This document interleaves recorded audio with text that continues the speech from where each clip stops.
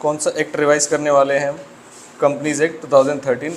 Target ये है कि हम पूरा का पूरा एक्ट आज ही रिवाइज कर लें और जितने भी एग्जामिनेशन क्वेश्चन है हम एक बार उन्हें फिर से फटाफट से डिस्कस कर लें, जो कि हमने क्वेश्चन बैंक के नाम से बनाई हुई थी एक पीडीएफ जिसके अंदर सारे क्वेश्चन बैंक थे। ठीक है, जल्दी से रिवाइज करेंगे। देखो टॉपिक कौन कौन से, पहला टॉपिक कौन सा है? टाइप्स ऑफ कंपनीज का। उसके बाद जो टॉपिक है वो कौन सा है? इनकॉर्पोरेशन का। उसके बाद वाला टॉपिक कौन सा है? एमओए और एओए। कैसे एग्जाम में क्वेश्चन आते हैं? एमओए और एओए से एग्जाम में क्वेश्चन आए हुए हैं, आंसर इज यस। कंटेंट से क्वेश्चन आते हैं। फिर नेक्स्ट सबसे फेवरेट टॉपिक कौन सा? Corporate wheel. ये जो कॉर्पोरेट व्हील है बता सकते हो कंपनी के किस फीचर से मैच करता है? सेपरेट लीगल एंटिटी से। इसका केस लॉ क्या था बता सकते हो? सेलोमन वाला। ठीक। उसके बाद नेक्स्ट आ गए, एक तो हमने स्टार्टिंग में पढ़ा था सेक्शन 8 कंपनी और जो डॉक्ट्राइन्स वगैरह थे इसके, वो यहाँ से पढ़े थे हमने। तो हम स्टार्ट करते हैं, बताइए कहाँ से? डॉक्ट्राइन्स से स्टार्ट करें या टाइप्स ऑफ कंपनी से स्टार्ट करें? छोटी छोटी कंपनियों से स्टार्ट करते हैं। तो छोटी कंपनियों से आ गए हम कि जब भी हमारे एग्जाम में कंपनी पूछा जाएगा तो कई बार तो थ्योरेटिकल क्वेश्चन अगर देगा तो आपसे एक बार पूछा गया था कि आपको एक्सप्लेन करनी है types of company on the basis of चाहे लाइबिलिटी हो, मेंबर्स हो, कंट्रोल हो या अदर्स हो। तो पहले आते हैं ऑन द बेसिस ऑफ किस पे? लाइबिलिटी। लाइबिलिटी में 3 तरह की कंपनी होती है, company limited by shares, company limited by guarantee और तीसरा अनलिमिटेड कंपनी। जो कंपनी लिमिटेड बाय शेयर्स होती है उसके अंदर जो मेंबर्स की लाइबिलिटी होती है वो कहाँ तक होती है? Up to unpaid amount on shares. कब मांगा जा सकता है? At any time. ये 2 ही पॉइंट्स थे इसके अंदर। और जो दूसरा था कंपनी लिमिटेड बाय गारंटी, इसका मतलब क्या है? कहाँ तक मांगा जा सकता था? अप टू गारंटीड अमाउंट और only in case of winding up of the company ये मांगा जा सकता है। तो इसमें कुछ सिमिलैरिटी और कुछ डिसिमिलैरिटी है, ये हमने पढ़ा था इसके अंदर। तो फटाफट से पढ़ते हैं। कंपनी लिमिटेड बाय शेयर्स में आ गए। मैं आपको सेक्शन बस उसी के दोबारा लिखवाऊंगा पेज पे, जो मैं चाहता हूँ अब आप याद रखें कि ये तो आने ही आने हैं पेपर में। आगे बात समझ, पूरे मैंने लिखवा रखे, अगर आपको याद होते तो वेल एंड गुड है। A company in which liability of the members is limited by its MOA, कहाँ तक? Up to the unpaid amount of. MOA के कंटेंट्स पढ़े थे हमने, उसमें क्लॉज होता है लायबिलिटी क्लॉज, तो वहीं तो बताता है कि कहाँ तक होती है liability. It implies for meeting of the debts of the company share holders personal asset will not be use. कई बार जब एग्जाम में क्वेश्चन आता है तो आपको ऐसा लगता है कि कंपनी लिमिटेड बाय शेयर्स लिखा हुआ है, बस लिखना है अनपेड अमाउंट ऑफ शेयर्स और बात खत्म। इसीलिए हम ये रिवीजन कर रहे हैं कि सारी डिटेल में चीज़ें पढ़नी है। पहली चीज़ तो अनपेड अमाउंट ऑन शेयर्स वाली बात है, जो कि कहाँ पर लिखी गई है? एमओए में। ये पहली नई चीज़ हो गई। दूसरी नई चीज़ क्या है? It implies for meeting of the debts of the company share holders personal assets will not be use. ये 11th क्लास में पढ़ाया जाता है आपको कि मतलब क्या होता है लिमिटेड लायबिलिटी का। उसके बाद नेक्स्ट, व्हेन, कब मांगा जा सकता है? A share holder may be called eight any time for the payment of unpaired amount on shares. 3 चीज़ों में बात खत्म होगी। पहली चीज़, कौन रिस्ट्रिक्ट करता है? एमओए। दूसरी चीज़, लिमिटेड का मतलब पर्सनल असेट्स इन्वॉल्व नहीं होते। तीसरा, कब मांगा जा सकता है? Any time. अब एनी टाइम वर्ड को आपको पूरे सेंटेंस में लिखना है, यही एग्जाम के अंदर एक्सप्लेनेशन वाली फॉर्म होता है। अब अ शेयर होल्डर में be called eight any time for the payment of unpaired amount of shares. ये पूरी बात आपको लिखनी है। क्या बात समझ में आएगी? कौन सी कंपनी है?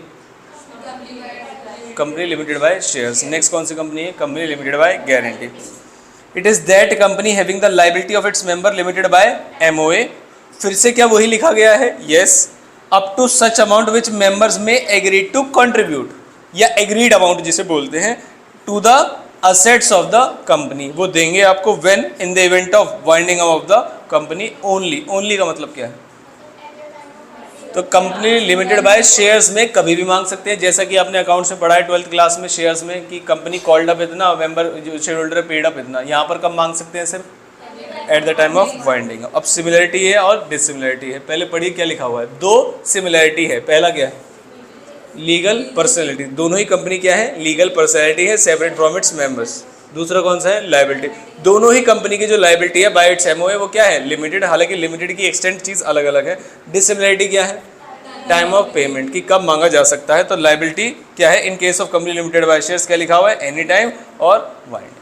तो कई बार एग्जाम में आपके डिफरेंस आ जाता है 2 से 3 मार्क्स के लिए, वो पढ़ा नहीं होता। तो अगर आपने नहीं पढ़ा होगा तो आपको प्रॉब्लम आएगी। क्या बात समझ कि बताइए क्या सिमिलैरिटी और क्या डिसिमिलैरिटी है? इसमें कंटेंट मिसिंग हो जाता है, बच्चे को दोनों की डेफिनेशन तो याद है लेकिन लिखे कैसे इसको, तो आपको समझ में आता है कैसे लिखना है। 2 चीज़ें, एक तो सेपरेट लीगल एंटिटी वाला पॉइंट है, कॉर्पोरेट पर्सनैलिटी है, सेपरेट पर्सनैलिटी। दूसरा, दोनों की ही लायबिलिटी लिमिटेड है और यहाँ पर है कब बोल सकते हैं? Time of payment. आगे बात समझ में। ये हमारे company limited bye share, company limited by guarantee. अब आता है लास्ट, कौन सा? Unlimited company. जिस पे मैं ग्रीन से मार्क करूँ समझ लेना कि वो वाली चीज़ ऐसी है जो कम पूछी जाती है और अगर आ जाए तो आपके पास कंटेंट की कमी हो सकती है। आगे बात समझ। जिसमें से एक कौन है? Unlimited company. अच्छी खासी डेफिनेशन है इसकी। पहला पॉइंट क्या लिखा हुआ है, लाइबिलिटी के बेस पे the liability of the members is unlimited. दूसरा cessation of liability, the liability ceases कब, when ceases to be a member, जब तुम मेंबर नहीं रहोगे तभी तुम्हारी लाइबिलिटी हटेगी, अदरवाइज लाइबिलिटी अनलिमिटेड रहेगी। Timing of occurrence of liability पढ़िए, the members liability will be unlimited only in the event of winding up. इसका मतलब जो लाइबिलिटी होती है वो लिमिटेड होती है during the continuation of the company, और जैसे कंपनी बंद हो रही होती है तब होती है लाइबिलिटी अनलिमिटेड। क्या ये बात समझ में आई? तीसरा पॉइंट, नेक्स्ट पॉइंट क्या है, एक्सटेंट ऑफ लाइबिलिटी। तो companies liability is equal to members liability and personal assets of the member will be used in case of assets fall short as compare to liability. अगर assets कम पड़ जाए, liability exceed हो जाए तो आपके personal assets भी ले सकते हैं। Contribution, member can claim contribution from others. Unlimited liability है तो दो सभी से मांगा जा सकता है। एक मेंबर से भी मांगा जा सकता है क्या, यस, वो बाकियों से मांग लेगा, ऐसा हमने जॉइंट प्रोमिसर्स के केस में पढ़ा हुआ है। क्या ये बात समझ आती है आपको? अब इसमें देखो आप कौन कौन सी चीज़ें बताएंगे, पहले बस आपको ये याद रखना है। अगर ये याद रह गए तो अंदर का आपको पता होगा कि अनलिमिटेड लाइबिलिटी के अंदर क्या होता है कंपनी के अंदर। पहला पॉइंट क्या है, लाइबिलिटी। कितनी है लाइबिलिटी? लाइबिलिटी कैसी है? अनलिमिटेड। क्या इसके बारे में एक लाइन और ऐड कर सकते हैं, the personal assets of the member will be include in the payment of forms debt. ये लाइन इंक्लूड की जा सकती है। उसके बाद नेक्स्ट सीजेशन ऑफ लाइबिलिटी, कब लाइबिलिटी अनलिमिटेड रहेगी या अनलिमिटेड से हट जाएगी? हट जाएगी, कोई लाइबिलिटी नहीं लगेगी। कब? सीजेशन ऑफ मेंबरशिप, बात खत्म। Next point, timing of occurrence of liability, at the time of winding up the liability of the members will be unlimited only. Only का मतलब समझो जब वाइंडिंग अप होगा तभी। उसके बाद extent of liability, companies liability is equal to members liability, और last contribution, member can claim contribution from other members. बात खत्म। समझ आती है ये वाली बात? दो तीन तरह की कंपनी पढ़ ली हमने, company limited by shares, company limited by guarantee और अनलिमिटेड कंपनी। क्या ये बात समझ आती है? पक्का कीवर्ड्स याद रखने हैं इसको। अब आते हैं सबसे फेवरेट वाली को, on the basis of members. और इसमें से केस स्टडी आना वो आपने पेपर में भी देख चुका है कि कितना ज़्यादा इंपॉर्टेंट है, और आती है इसमें से केस स्टडी। सबसे पहले कंपनी कौन सी है? Private company. क्या ये इंपॉर्टेंट है? यस। पहले अलग पेज लिखिए, उस पर सेक्शन लिखिए, सेक्शन 2 सबसेक्शन 8, रिवीजन लिख लीजिएगा ऊपर।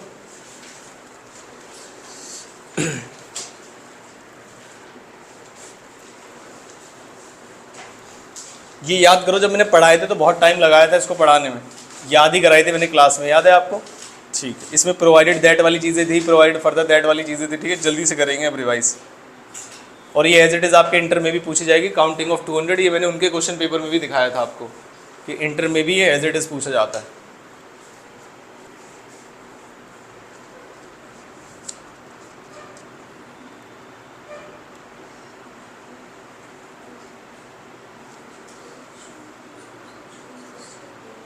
लिख लिया?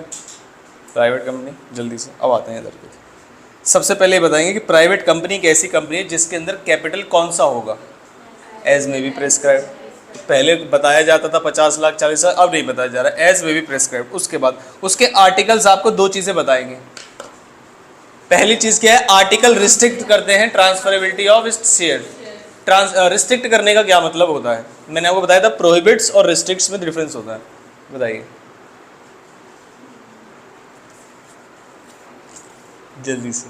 देखो याद तो हो ही जाएगा, वो तो है ही आपको, पहले एक बार पूछ लेते हैं कि restriction on the transferability of shares का क्या मतलब होता है।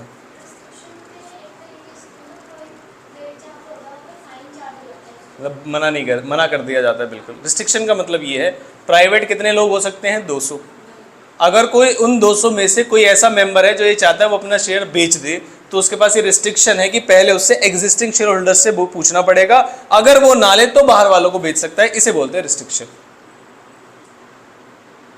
इसके ऊपर रिस्ट्रिक्शन है पेमेंट ऑफ डिविडेंड पे या प्रोहिबिशन है पब्लिक इशू ऑफ प्रोस्पेक्टस पे। बताइए क्या है पब्लिक इशू ऑफ प्रोस्पेक्टस कर सकती है? नहीं, वो क्या है? प्रोहिबिटेड।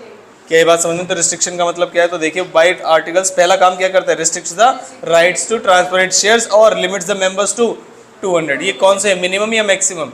मैक्सिमम। इसकी एक एक्सेप्शन है जो यहीं पर बता दी जाती है, इन केस ऑफ ओपीसी, जो कि एक ही मेंबर मिनिमम भी होगा और मैक्सिमम भी होगा। अब आती है बातें आगे, कौन सी? Provided that and provided further that. Provided that में एक बात है, दो बातें हैं? एक बात है। और फर्दर दैट में दो बातें।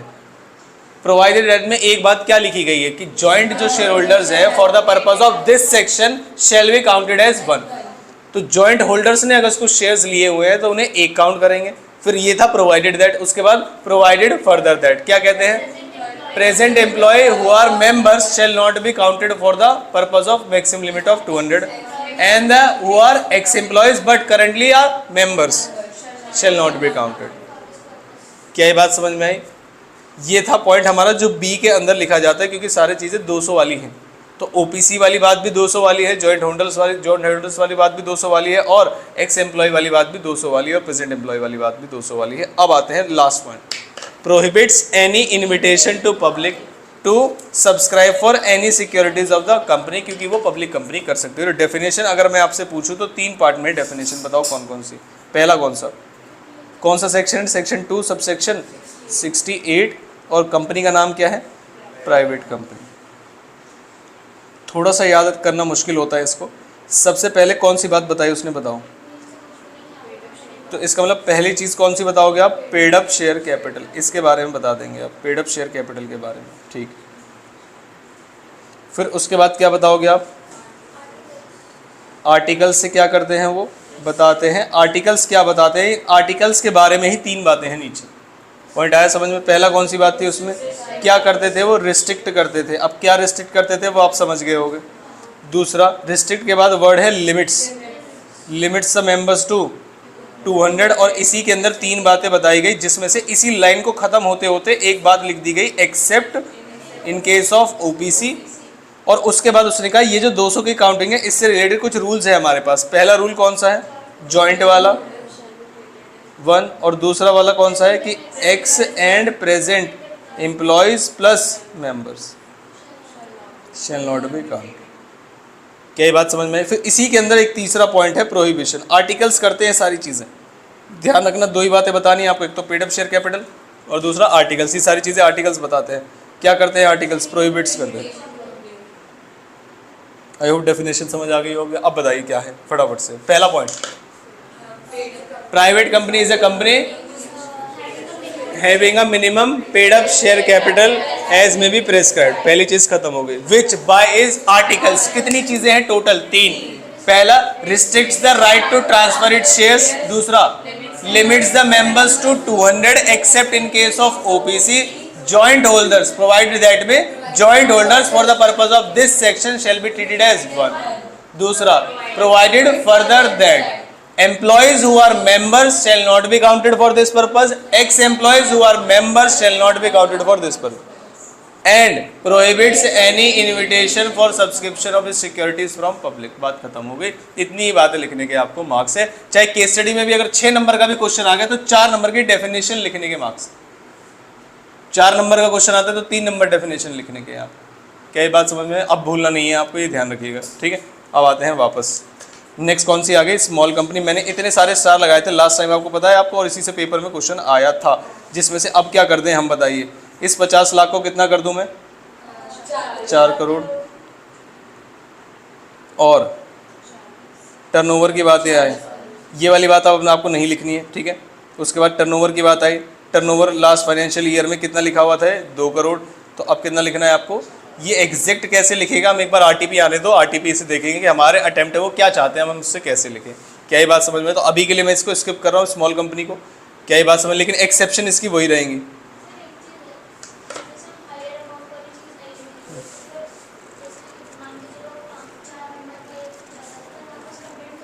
वो पूछेंगे उस हिसाब से आपसे, और फिर भी एक बार हम आरटीपी का वेट करेंगे कि वो आरटीपी में हमसे क्या लिखवाना चाहते हैं, कितना लिखवाना चाहते हैं। तो हम अननेसेसरी असम्पशन नहीं बनाएंगे अभी। हाँ, हमें लिमिट पता है।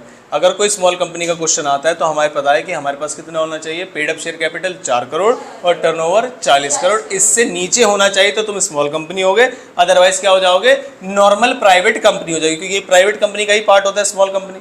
क्या ये बात समझ में? और इनमें से 3 तरीके कंपनी को कभी भी स्मॉल कंपनी का दर्जा नहीं दिया जा सकता। पहला कौन सा है? वो होल्डिंग एंड सब्सिडरी, ये पढ़ा था हमने। दूसरा सेक्शन 8 कंपनी, और तीसरा कौन सी वाली? जो स्पेशल एक्ट में बनी। क्या ये बात समझ में आई? तो स्मॉल कंपनी को हम थोड़ा सा दरकिनार करते हुए सबसे फेवरेट कंपनी की तरफ चलते हैं मेरी, जो कि कौन सी है? Public company. बताओ ये क्यों है आसान? इसकी डेफिनेशन क्या है? A company which is not a, आपके लिए है ये company, a company which is not a private company is a public company. और ऐसी डेफिनेशन अगर प्राइवेट की बन जाती तो मजा आ जाता। बताओ कैसे होती फिर? अ company which is not a public company is a private company, लेकिन वो एग्जाम में कभी नहीं आता, फिर इधर आ जाते हैं। Means a company in which is not a private company, और फिर से कैपिटल की बातें बता दी उसने, क्या वहां पर भी थी एज में भी प्रेस्क्राइब, उसके बाद उन्होंने भी प्रोवाइडेड वाली बात लिखी, provided subsidiary company of a public company will also be a public company, यह है केस स्टडी वाली बात। वो सारी चीजें घुमा के आपको जुमला देगा कि ये प्राइवेट कंपनी है, देखो सारी टर्नओवर वगैरह जो भी जैसी भी चीजें हैं वो सब सही है, 200 मेंबर है ये, लेकिन बता देगा कि ये एक सब्सिडरी कंपनी है, ऐसी कंपनी जो कि कौन सी कंपनी है, पब्लिक कंपनी। तो बताइए उस कंपनी को भी क्या बोला जाएगा। आप सुना जरा ध्यान से मैं क्या बात कर रहा हूँ। एक कंपनी के बारे में वो आपको समझाएंगे कि एबीसी लिमिटेड, इसके पास हमारे पास है मान लीजिए 196 मेंबर्स, तो आपका पूरा ध्यान किसकी तरफ जाएगा, प्राइवेट कंपनी की तरफ। पॉइंट आया समझ, जॉइंट वगैरह सारी काउंटिंग करा ली आपसे, और आपसे पूछेगा बताइए क्या ये प्राइवेट कंपनी है पब्लिक कंपनी है, तो आप बता देंगे कि प्राइवेट कंपनी है। फिर वो बोलेगा would your answer differ if ABC limited जो है XYZ लिमिटेड जो कि एक पब्लिक कंपनी है, एबीसी ये प्राइवेट लिमिटेड है, और उधर लिखा है XYZ लिमिटेड। लिमिटेड का मतलब क्या है, ये कौन सी कंपनी है, ध्यान नहीं जाएगा पूरा, आपका ध्यान रखना। अगर लिखा है एबीसी प्राइवेट लिमिटेड तो ये कौन सी कंपनी है, प्राइवेट, ये है प्राइवेट दिख रहा है इसके नाम में, लेकिन ये जो प्राइवेट कंपनी है किसकी सब्सिडरी कंपनी है, XYZ लिमिटेड की। तो लिमिटेड का मतलब XYZ कैसी कंपनी है, पब्लिक, और अगर पब्लिक कंपनी की एक सब्सिडरी कंपनी है तो उसे भी कौन सी बोलेंगे, पब्लिक कंपनी। क्या ये बात समझ आई या नहीं। हालांकि ऐसा आज तक फाउंडेशन लेवल पे नहीं पूछा गया है, लेकिन मैंने आपको जस्ट बता दिया है कि अगर कोई खराब क्वेश्चन उन्होंने बनाना हो, जो कि 1-2 क्वेश्चन वो बनाते हैं, तो यहाँ से बनाएंगे। अदर पॉइंट्स क्या है, shares are freely transferable, minimum members कितने होते हैं 7, और मैक्सिमम मेंबर्स कितने होते हैं इन्फिनिट। सिंपल बात है यहाँ तक, ठीक है। उसके बाद आते हैं next, on the basis of control. Control के बेसिस पे भी कई बार पूछा गया, जिसमें आसान कौन सा है, होल्डिंग कंपनी। इसे समझने के लिए क्या पढ़ना पड़ेगा हमें, सब्सिडरी का। जब तक एक दूसरी कंपनी के रिलेशन में कुछ ना बताया जाए तो कैसे याद किया जा सकता है। जैसे मान लीजिए मैंने कहा एक कंपनी सब्सिडरी कंपनी कब होगी किसी की, तो क्या उसके लिए मुझे होल्डिंग कंपनी भी पढ़ना पड़ेगा, इसका मतलब रिलेशन बताया जाता है। A company which is in relation to, इसका मतलब दूसरी कंपनी से किस तरीके से वो अटैच्ड है, ये चीज़ समझाई जाती है इस डेफिनेशन में। ध्यान से पढ़िएगा, डेफिनेशन को याद करने में बड़ी परेशानी आती है। सेक्शन लिख लीजिए, सेक्शन 2 सबसेक्शन 87, ये आज का दूसरा सेक्शन।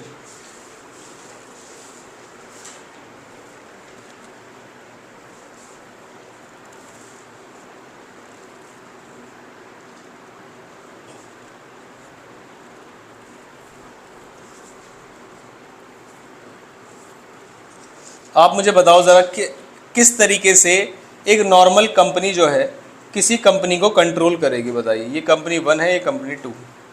अगर मैं बोलूँ इस कंपनी को कंट्रोल लेना है इस कंपनी का, तो किस किस तरीके से कर सकते हैं बताइए। पहला तरीका क्या है, आधे से ज़्यादा पैसा लगा दो। पहला तरीका क्या है, आधे से ज़्यादा पैसा, यानी कि शेयर्स खरीद लो आप इसमें, यानी कि 50% से ज़्यादा। अब पहले होता था पेड अप शेयर कैपिटल, अब होता है वोटिंग पावर, क्योंकि इक्विटी शेयर होल्डर्स के पास वोटिंग पावर होती है, तो मतलब वही होता है उसका। क्या ये बात समझ में आई। पहला तरीका ये है कि आप इसे इस तरीके से कंट्रोल कर सकते हो। दूसरा तरीका बताओगे क्या है दूसरा तरीका, क्योंकि आप रिवाइज करके आए हो।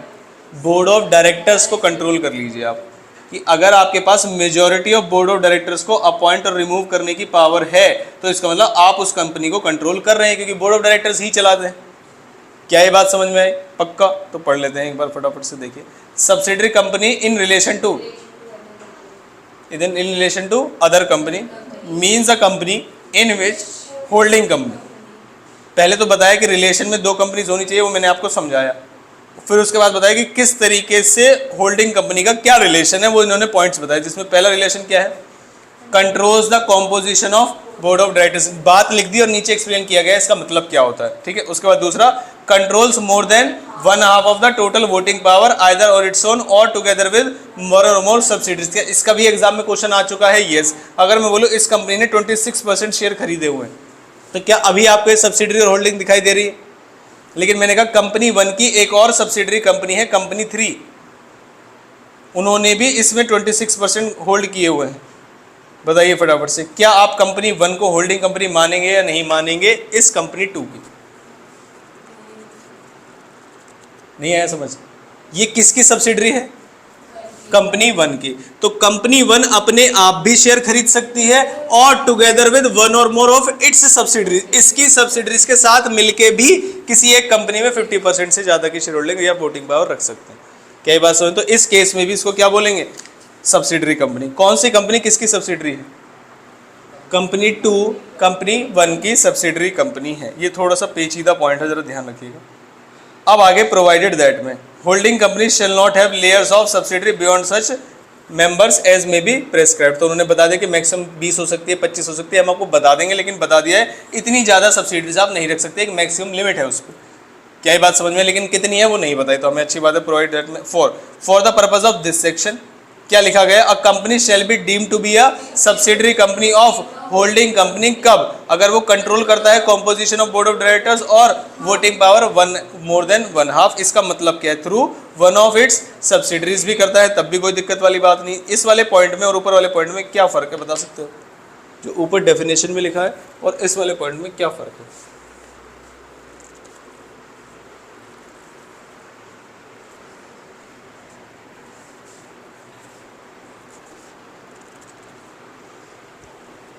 क्या सारी बातें सेम है?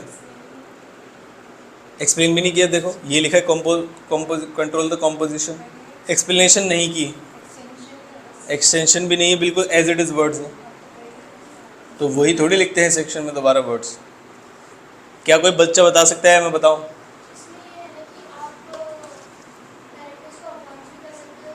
कहाँ लिखा है? अगले में लिखा है। यहाँ तक कोई डिफरेंस नजर आया आपको? ऊपर से नीचे में है, बहुत बड़ा डिफरेंस है। आप पढ़ो जरा, दोबारा पढ़ो।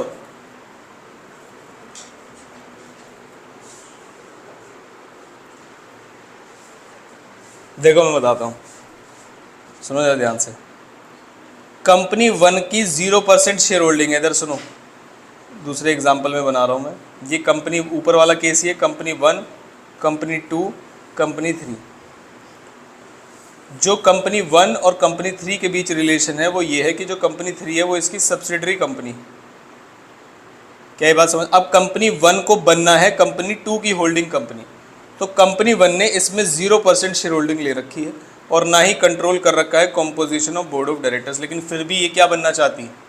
Holding company. तो ये क्या कह रहे हैं कि वो सारा का सारा काम किसके थ्रू करेंगे?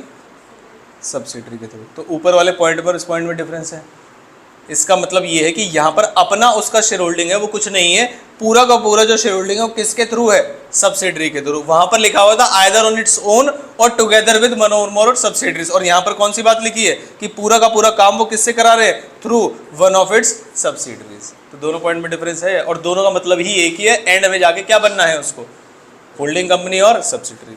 आगे composition of board of director shall deem to be control. कब मानेंगे कंट्रोल है? If the holding company at its discretion, उसकी मर्जी से क्या कर सकती है? अपॉइंट और रिमूव ऑल द डायरेक्टर्स और मेजॉरिटी ऑफ डायरेक्टर्स। अब इस पूरी डेफिनेशन को आप वर्ड टू वर्ड नहीं लिख सकते, कितनी भी कोशिश कर लीजिए, सीक्वेंस वगैरह को फॉलो नहीं कर सकते आप। तो आपको मोटी मोटी 3-4 चीज़ें याद करनी है, मैं बताऊंगा आपको। और उसके बाद कंपनी इंक्लूड्स बॉडी कॉर्पोरेट और subsidiary company of a holding company which is a subsidiary of holding company. The subsidiary company will also be deemed to be the subsidiary company of holding company. क्या बोला मैंने, समझ आया आपको?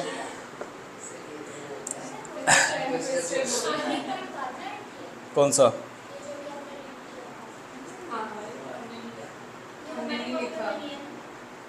ये मैंने लिखवाया था आपको पढ़ाते समय, शायद लिखा नहीं है, नहीं बाद में ऐड किया है।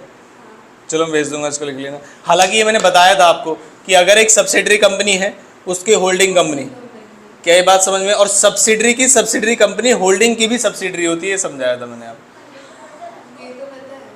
सब्सिडरी कंपनी की subsidiary company original holding company की भी सब्सिडरी बताई जाए। पिताजी का बेटा दादाजी का भी बेटा कहलाएगा, ऐसे बोला गया है इसमें। सही बात है या नहीं? सुन लो नालायको,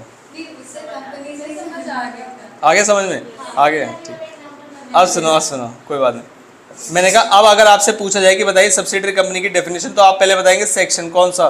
सेक्शन 2 सबसेक्शन 80। क्या ये मुश्किल कंपनियों में से एक है? आंसर इज यस, सबसे मुश्किल यही पार्ट। क्या ये बात समझ में? अब 287 क्या कहता है? सबसे पहले ये कहता है कि भाई साहब जो मैंने आपको वहां समझाया था वो यहाँ समझाएंगे। कौन सा? Paid up share capital. देखो नालायक लिखवा रहे हैं। क्या ये बातें हैं? नहीं। In relation to other company, in relation to other company है, आपको पहली बात बताएंगे। इन विच होल्डिंग कंपनी क्या करती है, तो दो बातें बताती है आपको होल्डिंग कंपनी। या तो वो क्या करेगी, controls the composition of board of directors, controls the composition of board of directors, या फिर controls more than 1/2 of voting power. अब ये जो बात बताई गई उसने यहीं पर बता दिया था कि आइदर ऑन इट्स ओन या फिर थ्रू एक सब्सिडरी या एक से ज्यादा, 1 और मोर सब्सिडरी। तो वो जो अगली वाली लाइन है वो लिखना ज़्यादा ज़रूरी नहीं पड़ता है, वो आपको लिखने की ज़रूरत नहीं है। जो मैंने बताया था ना क्या सिमिलरिटी और क्या डिसिमिलरिटी, यहीं पर बात खत्म हो गई है। इसके बाद आप बताएंगे कि बताइए control the composition of board of directors का क्या मतलब है, तुरंत इसके बाद बता दीजिए आप। फिर उसके बाद बता दीजिए कि अगर आपकी एक सब्सिडरी कंपनी है जिसकी, देखो ये होल्डिंग कंपनी, ये सब्सिडरी कंपनी 1, ये सब्सिडरी कंपनी 2, ये और ये, इनमें क्या रिलेशन है। उन्होंने कहा ये होल्डिंग कंपनी है इसकी, और जो होल्डिंग कंपनी यहाँ पर है क्या वो ऑलरेडी एक सब्सिडरी कंपनी है किसी की, तो रिलेशन ये बताया गया कि इसको भी सब्सिडरी मानेंगे किसकी, एच कंपनी। क्या ये बात, बस इतनी बातें लिखनी है आपको और कुछ नहीं लिखना। दोबारा से देख लीजिए क्या क्या लिखना है। पहला, in relation to other company the holding company क्या करती है, दो चीजें, controls the composition of board of directors और exercise more than 1/2 of the total voting power. ये बात बता दी, आइदर ऑन इट्स ओन और थ्रू 1 और मोर सब्सिडरीज। क्या ये बात समझ में आई। और यहाँ पर फिर आप बता देंगे कि controls the composition of board of directors means what, the power to remove majority और ऑल द डायरेक्टर्स। क्या ये बात समझ में आई, पक्का। और ये लास्ट वाली लाइन जो मैंने आपको बताई, बस इतना लिखना है और कुछ भी नहीं लिखना। समझ आ गई बात आपको। ये वाली चीज़ जो यहाँ पर लिखी गई है पूरा दोबारा लिखने की जरूरत नहीं है, लिख दोगे तो अच्छी बात है। लेयर्स वाली बात कि मैक्सिमम कितने लेयर्स हैं एज मे प्रिस्क्राइब्ड, जो कि वैसे उतनी ज़्यादा तो इम्पोर्टेंट है नहीं। अगर आपको उतना समय मिल जाए, पहले आपको याद तो है ना इसमें क्या लिखना है, बस लास्ट में क्या लिखना है, पूरी बातें दोबारा लिखनी है। और बस किसके लिख रहा है, थ्रू 1 और मोर। ये आप बातें लिख चुके होंगे ऑलरेडी। ऊपर क्या लिखा, ये तो company shall be deemed to be a subsidiary company if the holding company, फिर से वही लाइन लिखी और सीधा क्या लिखा, थ्रू 1 और ऑफ इज सब्सिडरीज। तो अगर समय बच जाए और आपको लगे कि डाटा कम है तो आप इसे लिखिएगा, अदरवाइज डेफिनेशन बिल्कुल सिंपल है। बताइए फटाफट से डेफिनेशन, फिर हम आगे चलते हैं जल्दी से। सब्सिड और क्या करती है जल्दी से बताओ, controls the composition of board of directors और controls more than 1/2 of total voting power either by its own और थ्रू 1 और more subsidiaries. Same copy paste provided further रेट में बाय 1 और या थ्रू 1 और मोर इट्स या थ्रू इट्स सब्सिडरीज। बात खत्म। उसके बाद प्रोवाइडेड दैट में क्या बता देंगे आप कि ये जो होल्डिंग कंपनी है ये सब्सिडरी कंपनी कितनी रख सकती है, such layers as may be prescribed. फिर आप बता देंगे controls the composition of board of directors means the power to remove और अपॉइंट ऑल और मेजॉरिटी ऑफ डायरेक्टर्स। क्या ये बात समझ में आई, पक्का। और लास्ट में और इंक्लूड्स बॉडी कॉर्पोरेट और लास्ट में सब्सिडरी कंपनी ऑफ अ, वो लाइन दिखा दो, वो तो लिख लेना, भेज दूंगा आराम से लिखना। नेक्स्ट लाइन में आ जाइए फटाफट से। Section 2 sub section 6 associate company. Associate company में कीवर्ड तो बताओगे क्या था, सिग्निफिकेंट इन्फ्लुएंस। ठीक है, जल्दी से।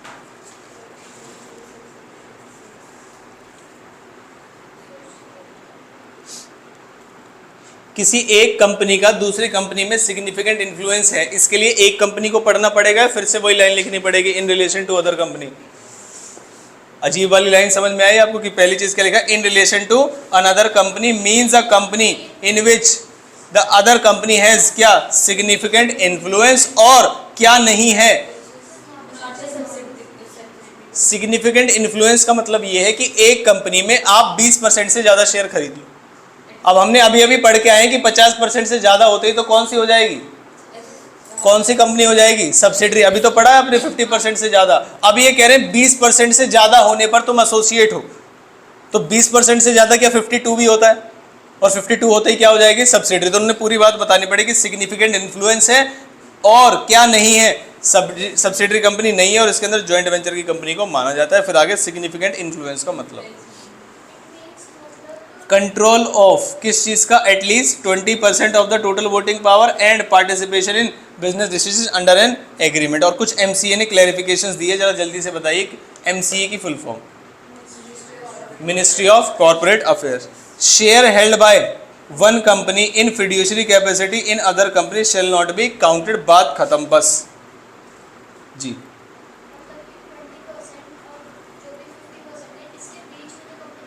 वही एसोसिएट कंपनी होगी, ये ऐसे समझिए नंबर लाइन, ये रही नंबर लाइन देखो, ये समझ में नहीं, हम अपनी नंबर लाइन दोबारा से बनाएंगे। कहाँ से शुरू हुआ 0%, कहाँ तक जा सकता है 100%, बीच में कौन सा होगा 50%। अब मैं पूछूं कि बताइए आपको सब्सिडरी कंपनी कहाँ मिलेगी, तो यहाँ मिलेगी सब्सिडरी कंपनी। फिर मैं आपसे पूछूं जरा बताओ एसोसिएट कंपनी कहाँ मिलेगी, तो बीच में पहले मुझे लाइन ड्रॉ करनी पड़ेगी किसकी, 20% की, और इन दोनों के बीच में मिलेगी कहाँ, एसोसिएट। क्या इससे आगे जाते ही एसोसिएट किस में कन्वर्ट हो जाएगी, सब्सिडरी में।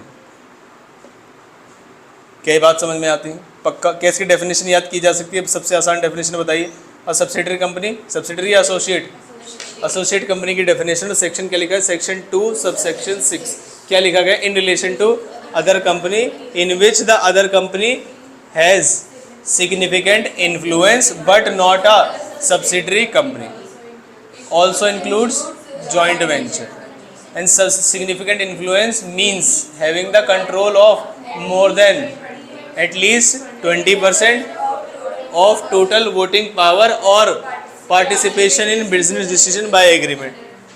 क्या ये बात समझ में आई, पक्का। और यहाँ पर एमसी की क्लैरिफिकेशन क्या है कि अगर कोई कंपनी दूसरी कंपनी में शेयर्स होल्ड करती है इन फिड्यूशरी कैपेसिटी, तो वो इस पर्पस के लिए काउंट नहीं की जाएगी, फेक कैपेसिटी होता है एक तरीके से। क्या ये बात समझ में आई, क्या ये बात समझ में आई, पक्का। आगे चलते हैं। फिर अब छोटी छोटी सी कंपनी बची है हमारे पास, ऑन द बेसिस ऑफ क्या लिखा हुआ है इसके अंदर, हाँ जैसे हमने सब्सिडरी कंपनी पढ़ी थी ना, सब्सिडरी की डेफिनेशन ये समझ लेना। हाँ ये भी सही डाउट है कि एसोसिएट कंपनी होगी कौन सी। 20% खरीदे हुए हैं ABC ने XYZ में, जल्दी से बताओ तो कौन होगी एसोसिएट कंपनी। हाँ जी, XYZ जो है वो एसोसिएट कंपनी होगी आपकी। ये आपकी सब्सिडरी के लिए भी डेफिनेशन है और यही एसोसिएट के लिए भी डेफिनेशन। क्या बात समझ में आ गई, पक्का। हम आ गए वापस। अब बताइए छोटी छोटी सी कंपनी है, क्या करें इसका। पहला कौन सा है, क्या एग्ज़ाम में आनी चाहिए, अगर आप एग्जामिनर हैं तो नहीं आनी चाहिए, क्योंकि इसमें क्या लिखा है कि ऐसी कंपनी जिसकी सिक्योरिटीज़ लिस्टेड है किसी भी रिकॉग्नाइज्ड स्टॉक एक्सचेंज में, तो लिस्टेड है। अनलिस्टेड कंपनी का मतलब, हालांकि गलत डेफिनेशन, बताइए क्यों, लिस्टेड के अलावा तो बहुत सारी होती है ना। नेक्स्ट गवर्नमेंट कंपनी, ये इंपॉर्टेंट है, पढ़िए सेक्शन 2 लिखिए इसका सेक्शन, लिखिए इसका सेक्शन। ये आज का 4th सेक्शन है शायद। पहला कौन सा लिखा था 268, ये किसका था, प्राइवेट। फिर 287 किसका था, और 26 किसका था, एसोसिएट। और नेक्स्ट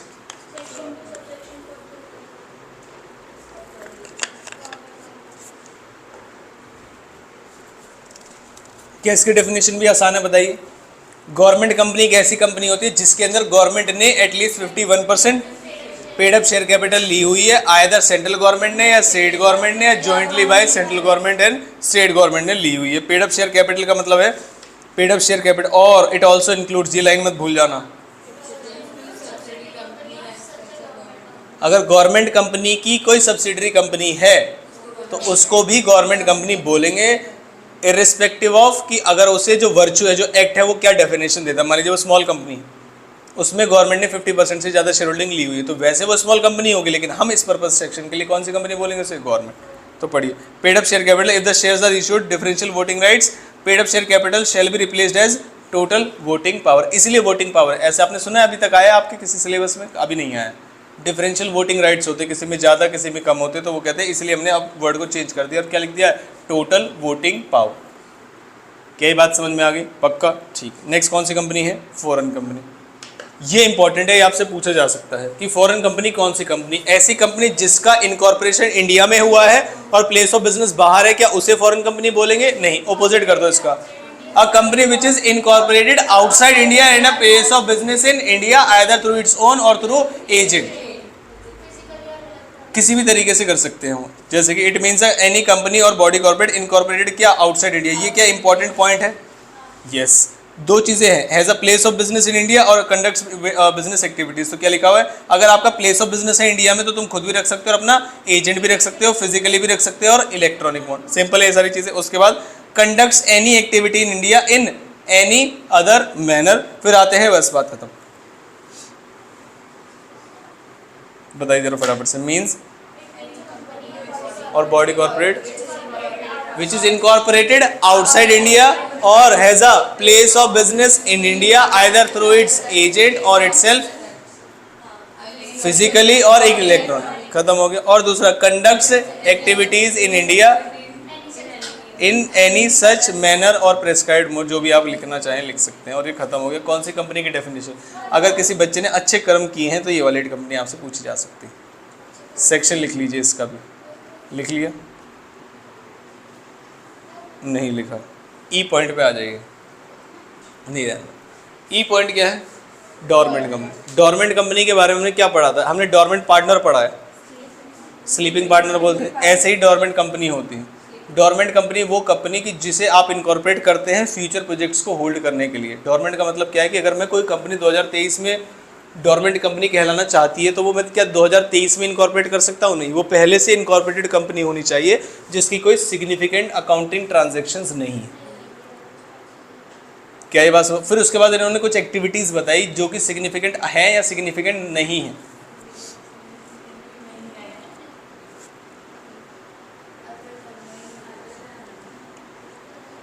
जो इन्होंने अकाउंटिंग ट्रांजैक्शंस बताई है, कहाँ गया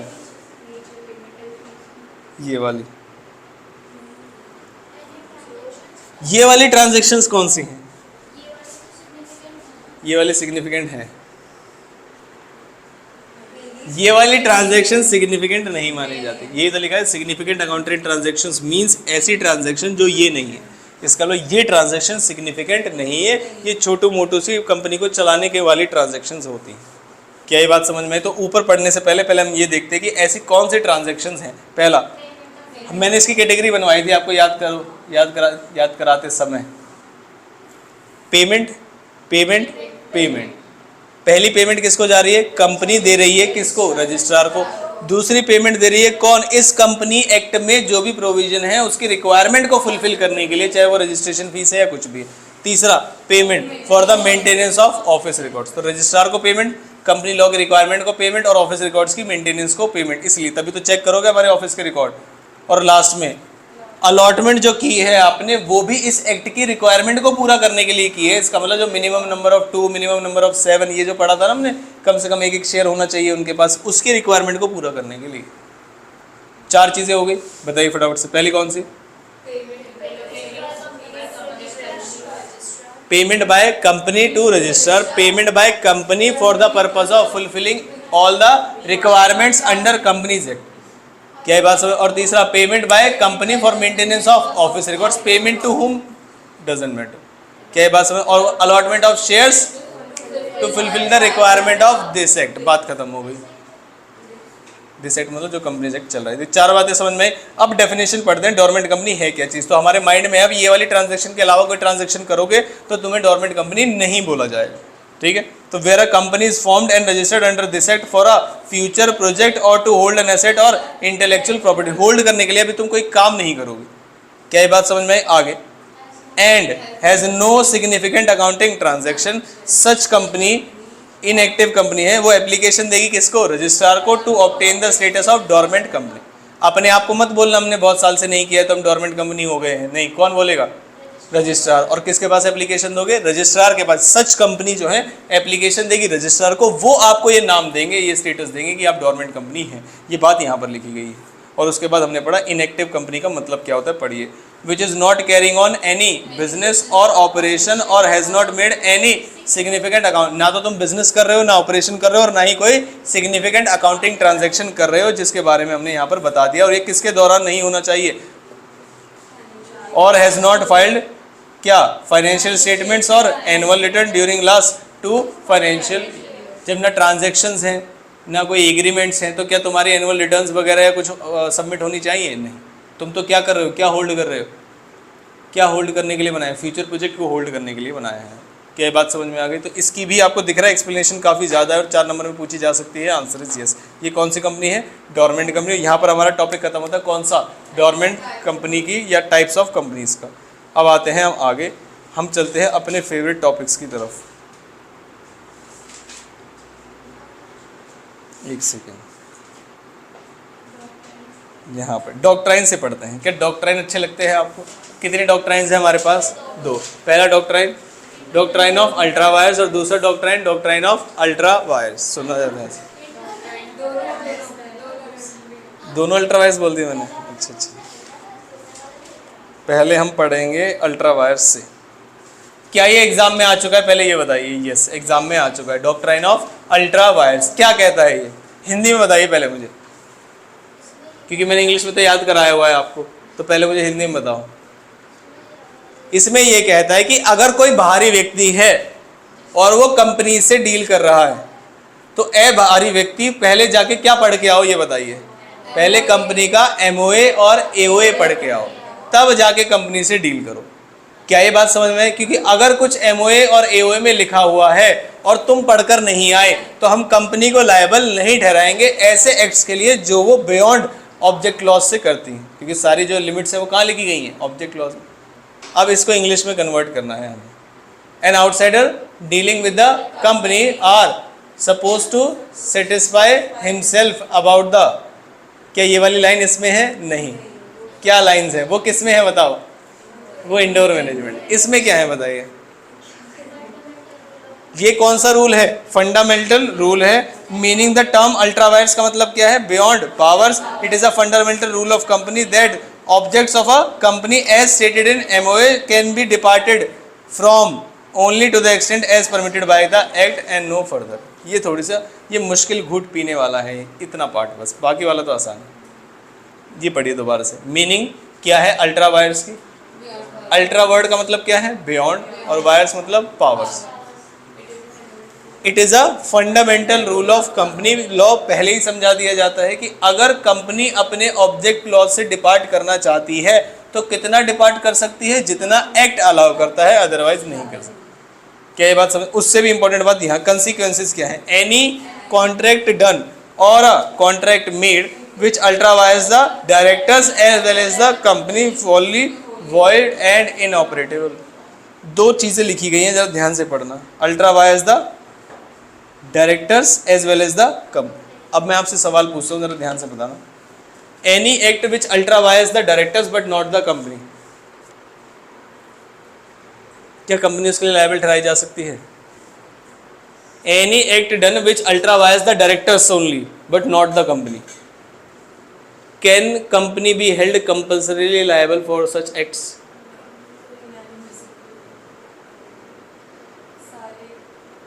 कंपनी में रेटिफाई सच ट्रांजैक्शंस। क्या ये बात? कंपनी के ऊपर क्या नहीं है? कंपल्शन नहीं। तो अगर कोई एक्ट है which ultra vires directors only but does not ultra vires the company, क्या इन एक्ट को कंपनी के ऊपर बाइंडिंग कराया जा सकता है? Answer is yes, if company decides to do so. Company अगर रेटिफाई करना चाहे तो कराया जा सकता है, अदरवाइज नहीं कराया जा सकता। क्या ये बात समझ में पड़ी? And the act is not binding on the company. In general बता रहे हैं कि ये एक्ट किसके ऊपर बाइंडिंग नहीं होगा, ये तो अल्ट्रा वायर्स बता रहे हैं। The company can neither be sued nor it can sue on. इसका मतलब समझाओ मुझे। ना तो कंपनी खुद स्यू हो सकती है अल्ट्रा वायर ट्रांजैक्शन पे, ना किसी और को स्यू कर सकती है। इसका मतलब समझिएगा जरा ध्यान से।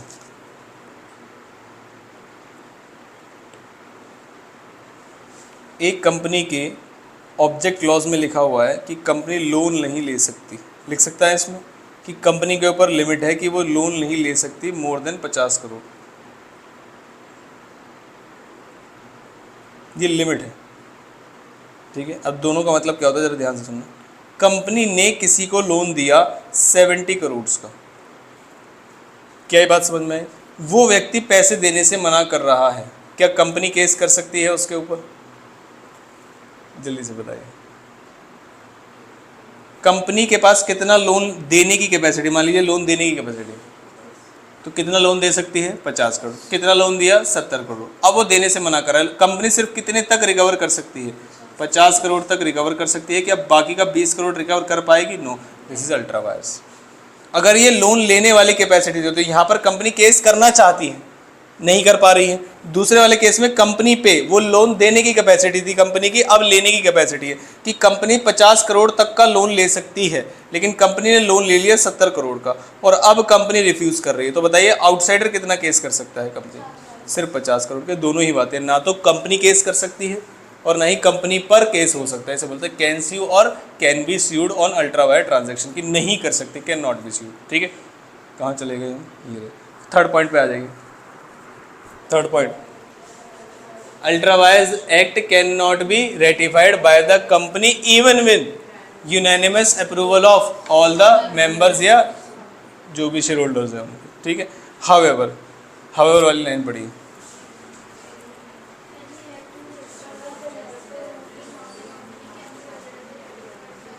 इसका मतलब समझाइए।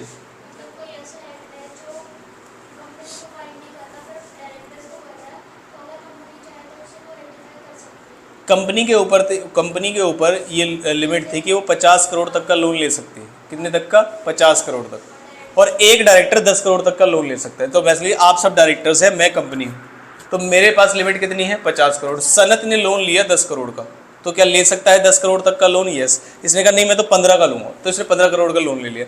कंपनी कितने तक के लिए लायबल है? कंपनी इनके एक्ट्स के लिए कितने तक के लिए लायबल है? 10 करोड़, क्योंकि लिखा गया था लिमिट। इन्होंने कितने का ले लिया? 15 करोड़ का। अब बाहर वाले व्यक्ति कंपनी के ऊपर केस करना चाहता है कि मैं तो 15 करोड़ लूंगा, तो क्या 15 करोड़ ले सकता है? नहीं। पहले बात सो, केस डायरेक्टर के ऊपर नहीं होता, केस किसके ऊपर होता? कंपनी। और कंपनी ने ही पावर दी थी 10 करोड़ तक का, तो उसने 15 करोड़ का लिया, तो कंपनी से कितने पैसे मांगे जा सकते हैं? 10 करोड़ तक। कंपनी के नाम पे तो उसने 10 करोड़ ही लिया, क्या 15 करोड़ मांगे जा सकते हैं? नहीं। लेकिन अगर कंपनी चाहे तो, क्योंकि उसकी लिमिट कितनी है? 50, क्या इनके ट्रांजैक्शन को रेटिफाई कर सकती है? यस। और रेटिफाई करने का मतलब क्या है? Accepting the liability. क्या ये बात समझ में? तो इस अजीब से प्रोविजन के पहले हम ये 3 बातें याद करते हैं। पहली चीज, अल्ट्रा वायर अगर ट्रांजैक्शन है, पहले तो बताओ अल्ट्रा वायर ट्रांजैक्शन कब बोलेंगे? Which ultra vires the directors as well as the company. और इसके 3 इफेक्ट है। पहला पॉइंट क्या होगा? The act is not binding on the company.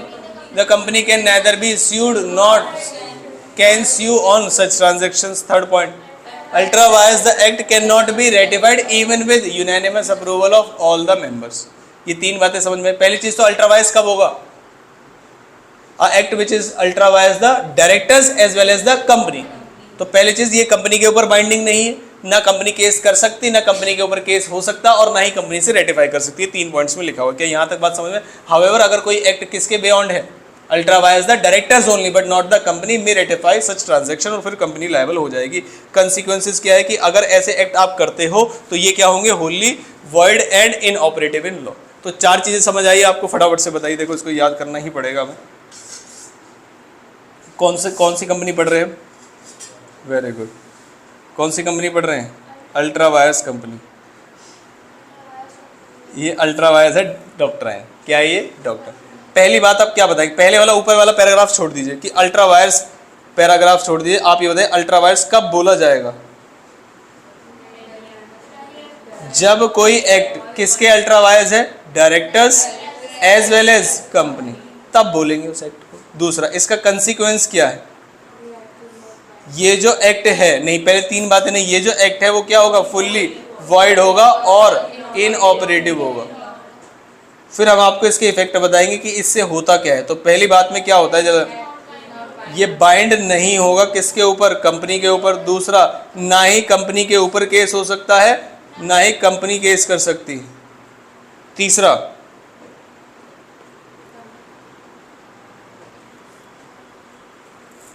अभी पढ़ा है, अभी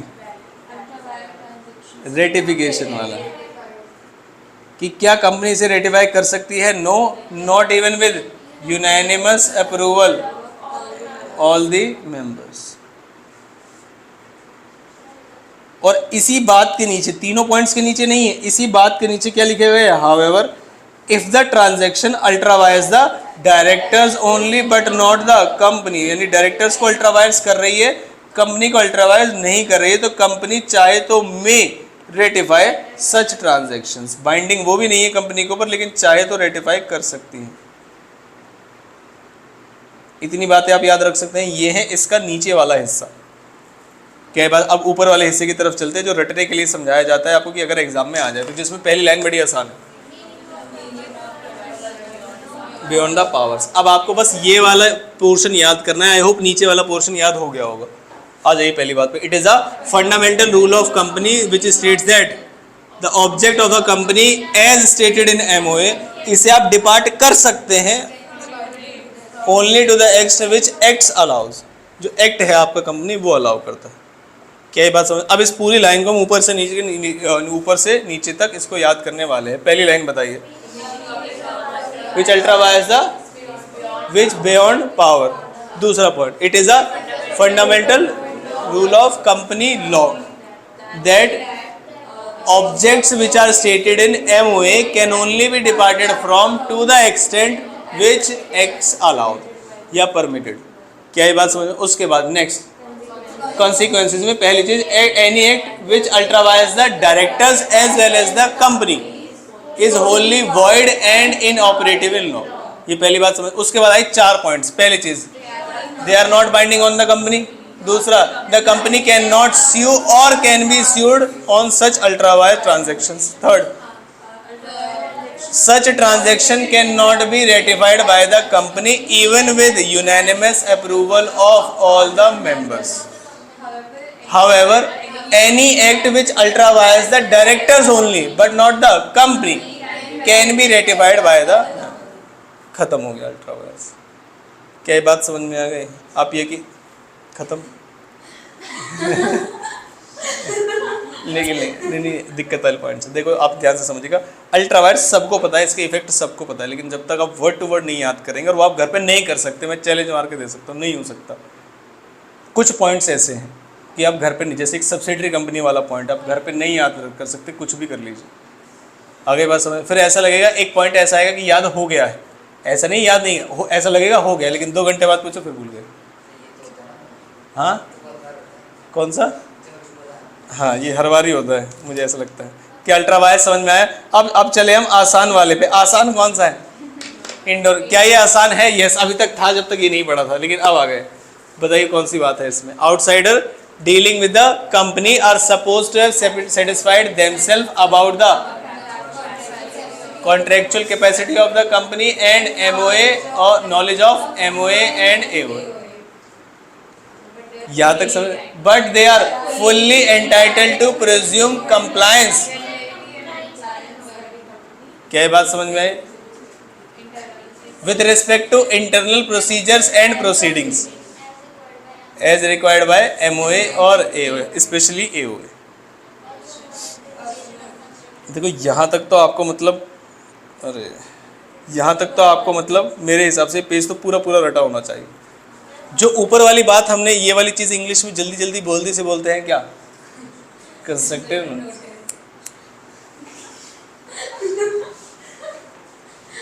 जैसे मान लीजिए मैंने कहा कि सनद हमारे पास आया और इसने मुझसे 2 लाख रुपए के मान लीजिए गेहूं खरीद के चला गया, फिर ये केडीसी पे केस करने वाला है, क्या कर पाएगा? मैंने इससे एडवांस लिए 2 लाख रुपए। किस चीज़ के? 2 लाख रुपए। मैंने कहा गेहूं बेचूंगा तुम्हें, या कोई बंगाली दवाई दूंगा तुम्हें पॉइंट्स याद करने के, लेकिन इसने केडीसी का एमओए और एओए नहीं पढ़ा। एमओए और एओए में लिखा हुआ था कि एजुकेशनल इंस्टीट्यूट और एजुकेशन से रिलेटेड सारी ट्रांजैक्शन कर सकते हैं। क्या ये बात समझें? तो क्या बंगाली दवा बेचना एजुकेशन से रिलेटेड कोई ट्रांजैक्शन है? नो। तो क्या सनद केडीसी पे केस कर पाएगा? नहीं कर पाएगा। इसीलिए बोलते हैं outsider dealing with the company are suppose to have satisfied themselves about the contractual capacity and knowledge of MOA and AO. बाहर से जो व्यक्ति है जो डील कर रहे हैं, पहले एक बार अपने आप को तसल्ली कर लीजिए। Suppose to have satisfied themselves का मतलब ये है, एक बार पता कर लीजिए। क्या ये बात समझ में? बट जो बाहर से आने वाला व्यक्ति है, क्या वो फुल्ली एंटाइटल्ड टू प्रिज्यूम है कि जो अंदर के इंटरनल प्रोसीजर्स और प्रोसीडिंग्स है वो पूरी तरीके से कंप्लाई होंगी जो कि उनके एमओए और एओए में लिखा, क्योंकि हम ही थोड़ी पढ़ेंगे, वो भी तो पढ़ेंगे जिन्होंने बनाए। क्या ये बात समझ में आई? तो ये दोनों बातें इसके अंदर लिखी गई हैं। केस लॉ इसके अंदर कौन सा है? Royal British Bank versus Turquand. फटाफट से लिख लीजिए डॉक्ट्राइन ऑफ इंडोर मैनेजमेंट और उसके सामने लिखिए केस लॉ, जल्दी से।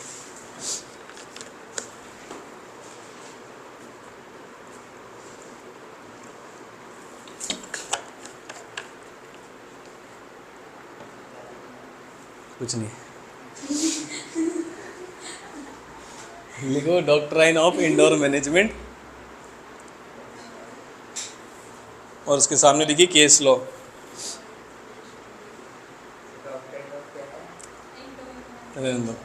इंडोर मैनेजमेंट, दरवाजे के अंदर किए गए डॉक्ट्राइन्स, समझ गए। और उसके सामने लिखना है ये case law Royal British Bank versus Turquand. ऐसा समझ के चलिए कि इस रिवीजन के बाद आप पेपर देने वाले हैं सीधा, तो पूरा फोकस होना चाहिए, क्योंकि जब पेपर होते बच्चे को फोकस और ऑटोमेटिकली 500% पे आ जाता है, पता नहीं कैसे।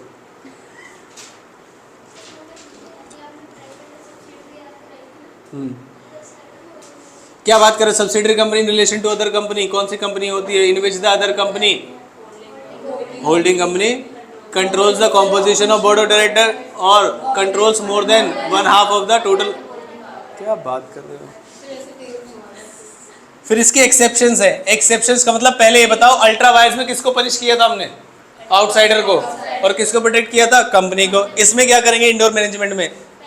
इंडोर मैनेजमेंट का मतलब ही क्या है कि तुम अंदर कुछ गड़बड़ कर रहे हो, तो अंदर अगर कुछ गड़बड़ कर रहे हो तो क्या उसके आउटसाइडर लायबल है? नो। तो किसको पनिश करेंगे? कंपनी। और प्रोटेक्ट किसको करेंगे? आउटसाइड। अब आगे किस पे? एक्सेप्शंस पे। एक्सेप्शंस मतलब क्या? उल्टा। उल्टा का मतलब किसको प्रोटेक्ट करेंगे? कंपनी को। और किसको? आउटसाइडर को। जिसमें पहला पॉइंट कौन सा है? एक्चुअल और कंस्ट्रक्टिव नॉलेज ऑफ। जो भी गड़बड़ की जा रही थी तुम्हें पता था, तुम्हें पता था सही तरीके से या दूसरे तरीके से, इनडायरेक्ट, डायरेक्टली और इनडायरेक्टली आपको पता था, फिर भी आपने काम किया जानबूझकर, तो गड़बड़ है। दूसरा, सस्पिशियस ऑफ इरेगुलरिटी। अगर मान लीजिए वहाँ पर एक नॉर्मल सर्कमस्टांस नहीं थे और आपको एक सस्पिशन हुआ कि ये गड़बड़ चल रही है, तो आपको इंक्वायरी करनी चाहिए थी as a rational person. Normal intelligence से पता लगाना चाहिए था कि इरेगुलरिटी है क्या चीज़। इसकी क्या केस लो कई बार आए हुए हैं कंपनी में, जो क्वेश्चन आए हुए हैं। वेरी गुड, एग्जाम्पल भी लिखा हुआ है अनयूजुअल ट्रांजेक्शन। और लास्ट कौन सा है? फॉर्जरी। फॉर्जरी जो है, ये जो केस है ये अप्लाई किया जा सकता है इरेगुलरिटी पे, और but it can not be applied to forgery. और इसे क्या बोलते हैं? Which must be regarded as nullity. ये क्या होता है, क्यों होता है, छोड़ दीजिए, बस वॉइड होता है, वॉइड। क्या ये बात समझ में? तीनों पॉइंट्स बताइए फटाफट से। पहला पॉइंट एक्चुअल और कंस्ट्रक्टिव नॉलेज ऑफ एक, दूसरा सस्पिशियस, और थर्ड फॉर्जरी। बात खत्म। और ये कई बार एग्जाम में थ्योरेटिकली भी पूछा गया है, ये आपको पता होना चाहिए, और आप डिट्टो एज इट इज़ लिखेंगे। समय लगाइए, समय लगाने में कोई दिक्कत नहीं याद करने में, लेकिन आंसर की क्वालिटी बहुत ज़्यादा होनी चाहिए। किसी का भी आप मार्कशीट उठा के देखिएगा, सबसे कम मार्क्स आपको लॉ में ही दिखेंगे। चाहे किसी की इंटर की मार्कशीट उठा के देख लीजिए, चाहे किसी की फाउंडेशन की मार्कशीट उठा के देख लीजिए। क्या ये बात समझ में आई? रीज़न क्या है? बस कि क्वालिटी ऑफ आंसर मैटर करती। समझ में आ गया? तो कितना भी समय लगाइए, लेकिन आंसर की क्वालिटी मेंटेन रखनी है आप, ठीक है। तो ये डॉक्ट्राइन हो गया। फिर आ गए हम आसान कंपनी, कौन सी? ओपीसी। क्या इससे क्वेश्चन आता है? यस, सेक्शन लिख लीजिए इसका।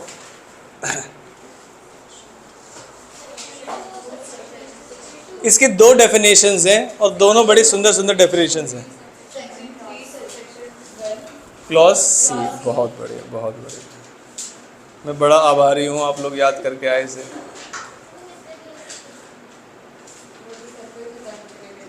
ये वाली जो डेफिनेशन है ये हमें सनत याद करके सुनाएगा और कोई नहीं सुनाएगा, बस। चलो छोड़ो, अगली वाली कराऊंगा किसी और एक्ट की, ठीक है? ठीक है, तो हम इसे खुद ही याद करेंगे। देखिए, the act defines OPC as a company which has only 1 person as a member. बात कर, अब तुमने याद नहीं किया, हम क्या करें? हमने तुम्हें मौका दिया। क्लॉज सी भी नहीं, वो भी नहीं देंगे इसको। क्लॉज सी वाली तुम कर लेना, चलो इसी की। अरे ना, वो भी खुद मना कर देता है इसको भी। सुनो सुनो, क्या कहता है ओपीसी का 262? Act defines OPC as a company in which कौन कितने members, which has only 1 person as a member. जिस कंपनी के अंदर 1% मेंबर है उसे क्या बोलेंगे, ओपीसी। तो बताओ कंपनी खाली खाली सी नहीं लगती होगी, अकेला व्यक्ति कंपनी चला रहा है, क्यों बताओ, एक सेकेंड,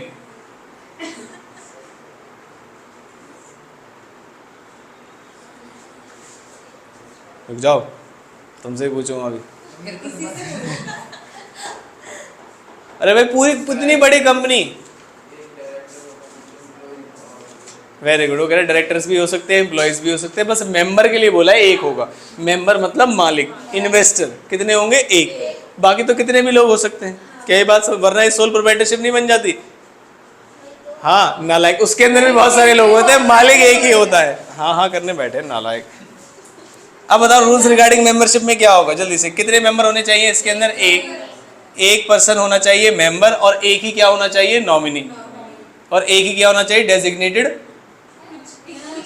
यहाँ नहीं है, यहाँ नहीं है, ध्यान रखना, क्या बात समझ में है। तो ओनली 1% एज अ मेंबर, और अदर मेंबर के बारे में जो क्या लिखेंगे, shall indicate the name of such other person, other person जो इसकी जगह आएगा, अगर कुछ गड़बड़ हो जाए तो कंसेंट लेनी पड़ेगी आपको, पहले या बाद में, prior return consent in prescribed form and prescribed mode, जो भी लिखना चाहे आप वो भी लिख सकते हैं, मैनर भी लिख सकते हैं। Shall be attached with ROC, file करना पड़ेगा आपको at the time of incorporation, और उसके साथ साथ आपको क्या देना पड़ेगा, राइट टू विड्रॉ, कि किसी भी समय वो अपने कंसेंट को विड्रॉ कर सकता है, वो पर्सन भी और वो अदर पर्सन भी। अब आते हैं थर्ड पर, change in name of other member, कौन करना चाहता है इसको, मेंबर जो है अदर मेंबर का नाम चेंज करना चाहता है, कब कर सकता है, किसी भी समय। कैसे करेगा, by giving notice to the company, company shall intimate the same to the registrar, change in the name of such other person. कुछ दिक्कत है क्या इसमें, नहीं। नो ऑल्टरेशन इन एमओए, अगर आप अदर मेंबर का नाम चेंज कर रहे हैं तो इसे ऑल्टरेशन ऑफ एमओए नहीं बोला जाएगा, छोटी मोटी सी चेंजेस है। Eligibility of member and nominee, ये कई बार एग्जाम में पूछा जा चुका है, पढ़िए। नेचुरल पर्सन होना चाहिए, इंडियन सिटीजन होना चाहिए, और रेजिडेंट इन इंडिया होना चाहिए, और रेजिडेंशियल स्टेटस कितना होना चाहिए, नॉट लेस देन, हालांकि अभी भी 182 डेज ही लिखा हुआ है बुक्स में, तो अब 182 ही लिखना है इसको, पहले 182 था, फिर अमेंडमेंट आई 120 कर दिया गया, अब 120 की एप्लीकेशन आपके एग्जाम में नहीं है, तो आप इन जनरल वाला 182 ही करेंगे। इसे समझा देता हूँ मैं आपको, देखो ये इनकम टैक्स की प्रोविजन है, एक व्यक्ति को एक साल में कम से कम कितने दिन रहना पड़ेगा, 182। क्या मैंने समझाया था आपको ये 182 कैसे आया, 365 का हाफ किया गया। फिर ये पूछा गया कि अगर मान लीजिए एक व्यक्ति आधे से ज़्यादा साल के लिए इंडिया से बाहर चला गया, तो तुमने तो उसे बाहर वाला समझ लिया, अच्छी बात है बुरी बात। एक व्यक्ति जो बचपन से यहीं रह रहा है, 7 महीने के लिए कंपनी ने उसे बाहर पोस्ट कर दी, तो तुम तो उसे ये कह रहे हो कि तुम रेजिडेंट नहीं, तो गलत बात है, सही बात है। तो उन्होंने दूसरा मौका दिया, उन्होंने कहा 60 दिन कम से कम उस साल में रहना, और उससे पहले 4 साल में 365 दिन रहना। क्या ये बात समझ में? फिर कुछ लोग इस पे भी रोने लगे कि अरे 60 की बात थोड़ी ना है, अगर उससे थोड़ा ज़्यादा, तो उनको भी बोल दिया कि अगर तुम कम से कम कितने दिन, 120 दिन। ये लेटेस्ट अमेंडमेंट थी। क्या इस लेटेस्ट अमेंडमेंट का है, किसी भी अमेंडमेंट का ये मतलब था कि 182 दिन वाला पॉइंट हटा दिया है उन्होंने? नो। क्या बोला था कि एक व्यक्ति को अगर रेजिडेंट बनना है तो पिछले साल में वो इतने दिन रहना चाहिए, अगर नहीं रह पाया, एक्सेप्शन का मतलब और अगर नहीं रह पाया तो तुम इनमें से कोई कंडीशन पूरी कर सकते हो। तो 60 के बाद दूसरा कौन सा आया, 120। तो आज की डेट में 60 भी है, 120 भी है और 182 भी है। क्या अब आप फाउंडेशन लेवल पे है तो आपको बस कितना बताना है, 182, बाकी ये सब इनकम टैक्स लेवल पे। पहले समझ में आया 120 कहाँ से आया, ये सब कहाँ से आया? तो आज भी आप क्या लिखेंगे, विच कितना है, 182 डेज। कहाँ पर आ गए हम, ये एलिजिबल। कैसा पर्सन होना चाहिए, नेचुरल पर्सन। और कैसा होना चाहिए, इंडिया का सिटीजन। इंडिया की सिटीजनशिप कैसे मिलती है? आप इधर देख रहे थे जब मैंने पूछा, नहीं सुना? Very good. इंडिया की सिटीजनशिप कैसे मिलती है? मैंने कहा सिटीजनशिप कैसे मिलती है, रेजिडेंट बता, रेजिडेंट तो बता दिया, वो थोड़ी ना पूछूंगा। बताइए, बताओ। या इंडिया में जन्म होना चाहिए, या फिर नालायक वो रेजिडेंट के लिए है। सिटीजनशिप कैसे मिलती है, बाय बर्थ।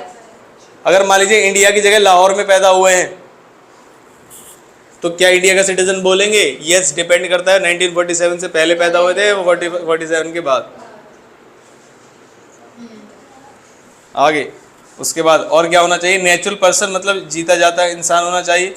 उसके बाद इंडिया का सिटीजन मतलब इंडिया में बॉर्न होना चाहिए, और रेजिडेंट का मतलब बता दिया। और रेजिडेंट का मतलब इन्होंने समझाया, सुनो यार ध्यान से। अगर 22-23 से मुझे किसी को रेजिडेंट बोलना है तो कौन से साल की चेक करूं कि वो कितने दिन रहा है? 21-22 करते हैं, अभी सब करते हैं। वो है ना, इंस्टीट्यूट ने जैसे जैसे वर्ड्स लिखे हैं हम वैसे वैसे चेंज करते गए। अब इंस्टीट्यूट चेंज करता जा रहा है तो हम भी चेंज करते जाएंगे। किसकी बात सर्वोपरि है? उन्होंने पहले चेंज करके 120 हमने आंख बंद करके चेंज, जबकि हमें पता है इनकम टैक्स पढ़ाते हैं हम कि ये चीज गलत है। 120 तो एक्सेप्शन वाला पॉइंट है। जनरल रूल पढ़ाओ ना तुम फाउंडेशन में, सीख लिखा हुआ था, लेकिन हमने काट के बड़ी मुश्किल से दिल पे पत्थर रख के काटा था मैंने इसे। अब मेरा मन कर रहा है कि मैं इसे हटा दूं, लेकिन ये हट गया। बताओ ऐसे करूं तो आधी पिक्चर समझ में आएगी, इसे दोबारा काटूंगा इसे, और फिर से ठीक करेंगे क्या? 182 डेज। हाँ जी, बहुत स्ट्रगल किया मैंने इसको काटने में, क्योंकि हमें पता है ये चीज़ गलत है। किधर? इमीडिएटली प्रीसीडिंग कैलेंडर ईयर, ये भी बड़ा गलत लिखा था, और ये चेंज नहीं लिखा था, इसमें एज इट इज़ लिखा हुआ था। कौन सा ईयर कर देना चाहिए? क्या ये बात समझ? अब ये बिल्कुल इनकम टैक्स के प्रोविजन के हिसाब से, मुझे बड़ी खुशी हुई। हाँ, बस 6th पॉइंट पढ़िए और आप मुझे इसका मतलब बताएंगे जल्दी से।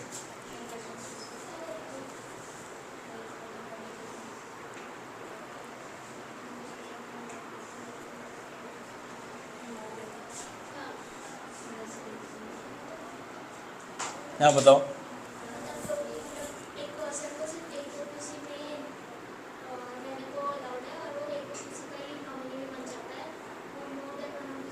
एक ओपीसी से ज़्यादा में ना तो आप नॉमिनी बन सकते हैं और ना ही मेंबर है। अब मेरा सवाल ज़रा ध्यान से सुनिए, डाउट है मुझे। पहले आपने प्रोविजन पढ़ लिया अच्छे से, इसका मीनिंग समझ आया आपको? मैं चाहता हूं कि मैं एक ओपीसी बनाऊं और किसी दूसरे की ओपीसी में नॉमिनी भी बनूं। क्या पॉसिबल है या नहीं?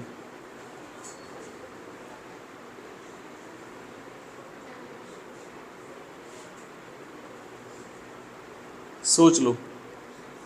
मैं क्या चाहता हूं, मैंने बताया आपको। नहीं बन सकते? श्योर? कैसे? सुनो, no person shall be allowed, किसी भी व्यक्ति को अलाउ नहीं, इसे बोलते हैं इंटरप्रिटेशन ऑफ एक्ट या लॉ। समझते हैं कि कैसे इंटरप्रेट करना है।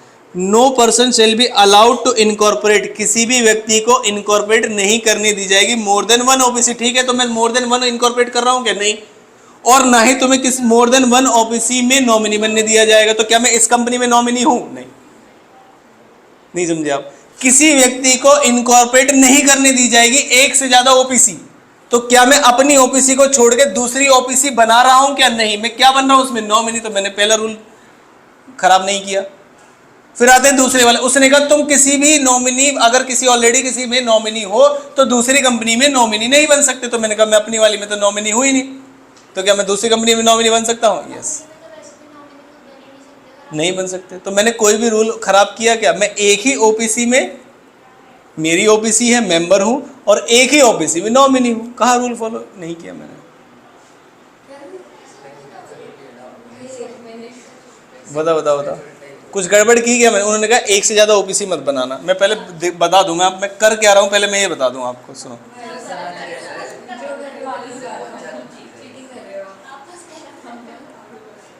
ये एक ओपीसी है मेरी, ये एक ओपीसी है तुम्हारी। तुम्हारी ओपीसी में मैं क्या बनना चाहता हूं? नॉमिनी। अपनी ओपीसी में मैं क्या हूं? मेंबर। बताइए क्या मैं कुछ गलत कर रहा हूं या नहीं? क्या मैं मोर देन 1 ओपीसी में मेंबर हूं? नो। क्या मैं मोर देन 1 ओपीसी में नॉमिनी हूं? नहीं। एक ही ओपीसी में नॉमिनी हूं और एक ही ओपीसी में मेंबर हूं। बात खत्म। जी, ये तो समझाने की कोशिश कर, हालांकि आपके एग्जाम में इसका कोई रेलेवेंस नहीं है, मतलब समझ आना चाहिए। No person shall be allowed to incorporate more than one OPC और to become nominee in more than one OPC. बात खत्म। ना तो एक से ज़्यादा ओपीसी इनकॉर्पोरेट कर सकते हो और ना ही एक से ज़्यादा नॉमिनी बन सकते हैं। ठीक है, अब आते हैं माइनर के बारे में।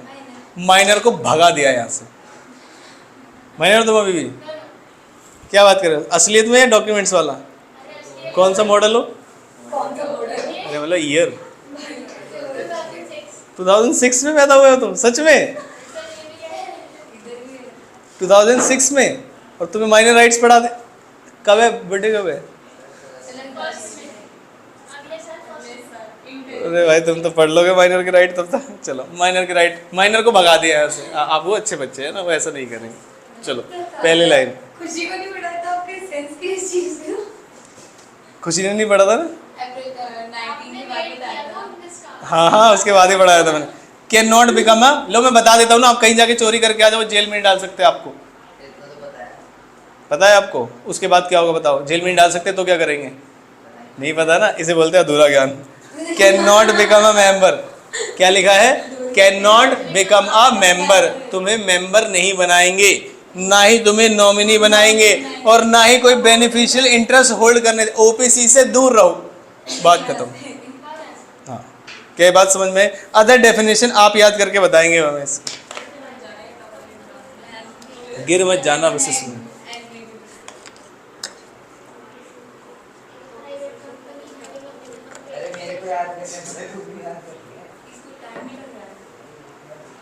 आपने पढ़े हुए ना इन वर्ड से, आप फेमिलियर है, इसलिए आपको टाइम नहीं लग रहा। Words minimum paid up S में, इसलिए हो गया। बताओ,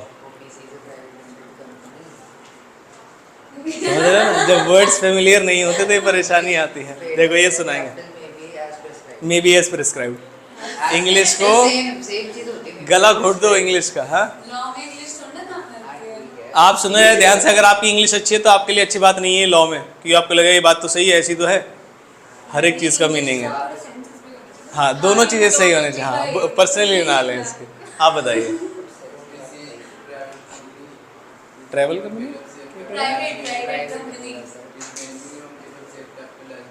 बहुत बढ़िया। ये इस बच्चे ने बहुत मेहनत की है जब से आया है, छुट्टी करने में भी। जरा मारूंगा ना नालायक, किसी दिन तुम्हें पकड़ के। छुट्टी क्यों करते हो तुम?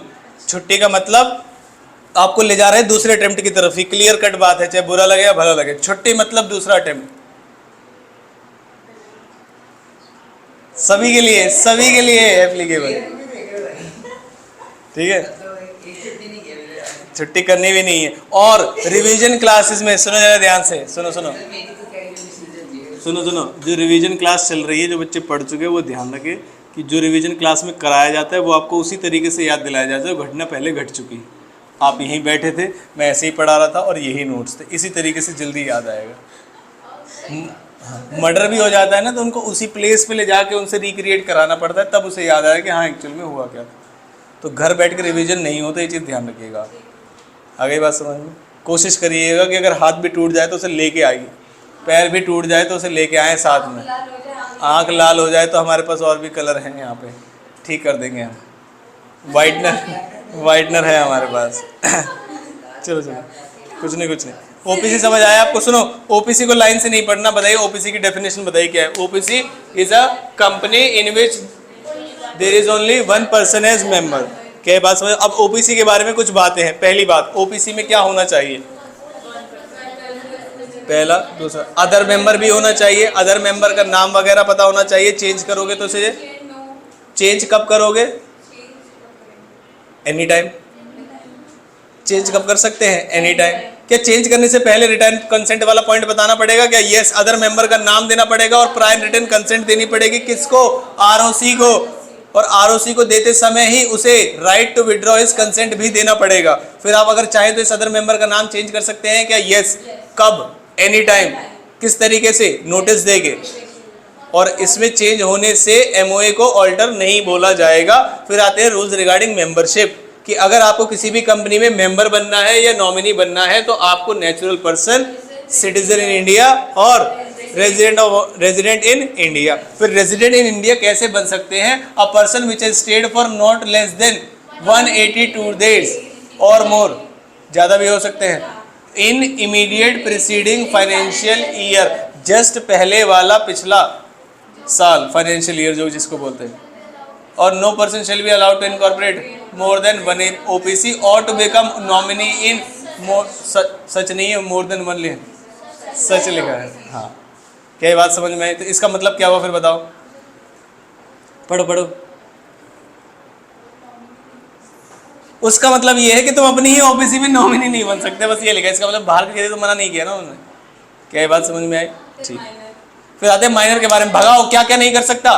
ना तो मेंबर बन सकते, ना नॉमिनी बन सकते, ना बेनिफिशियल प्रॉपर्टी होल्ड कर सकते। बात खत्म, बाहर निकल जाओ।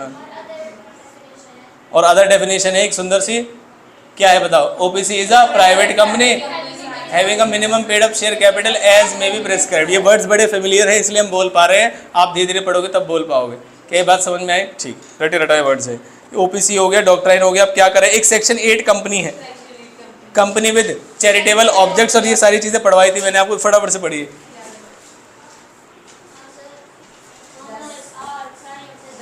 कॉमर्स कहाँ है इसमें? सबसे पहले, अरे नालायक, मैंने पूछा कहाँ है?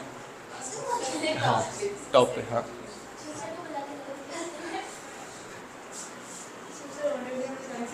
पढ़ लो वर्ड्स, पूछूंगा अभी।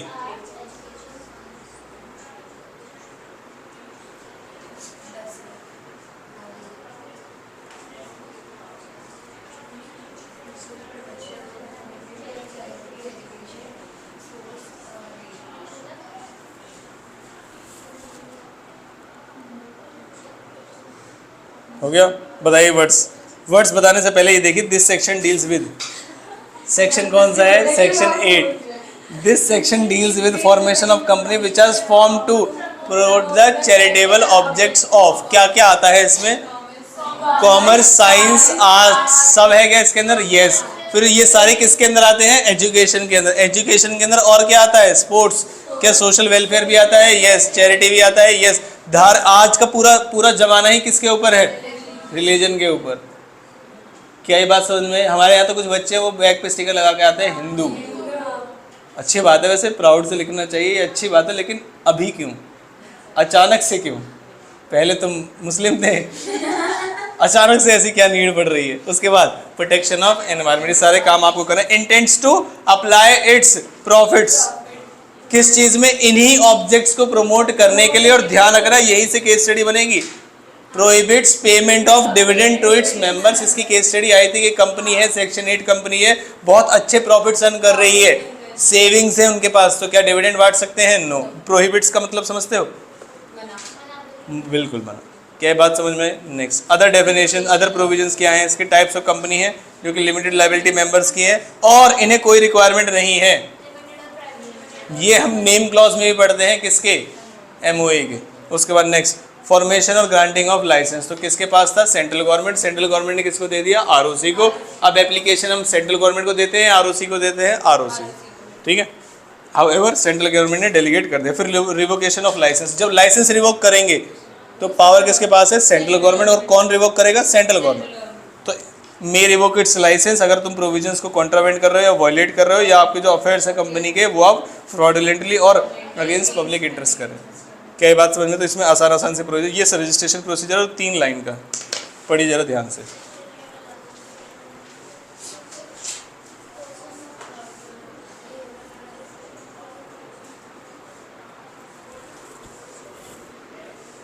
जल्दी से।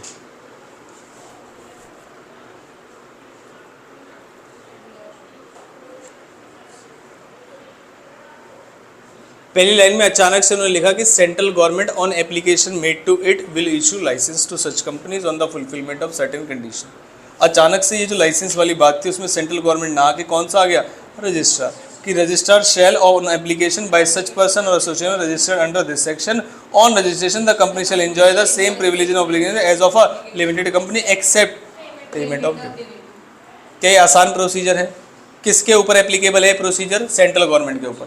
कि central government on application made to it after fulfilment of certain condition may issue a licence of section 8 company, but registrar on application made to it by such company or association of person will issue a licence or register such company as section 8 company. क्या ये बात समझ में आए? और ये जो section 8 company है on registration shall enjoy all the privileges of a limited company except for the payment of dividend. और बात हो जाएगी खत्म।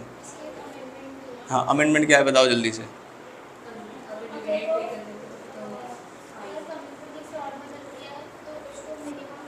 लिखवा रखा है मैंने, तो ये आप याद करिएगा, ठीक है।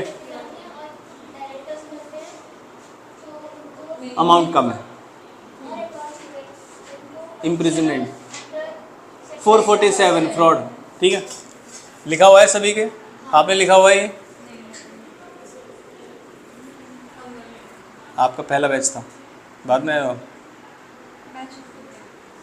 कंपनी के समय में। अरे अरे अरे बहुत बढ़िया। देखो पुराने कर्म आगे तो आएंगे ही। हाँ, ये वाला पॉइंट पूछा नहीं होगा ना मैंने, खुश मत हो, नालायक कह रहे पूरे नंबर आए थे। नेक्स्ट आ जाओ एमओए और एओए पे, फटाफट से लिखिए सेक्शन। भाई भाई आराम से, अभी कर रहे छुट्टी।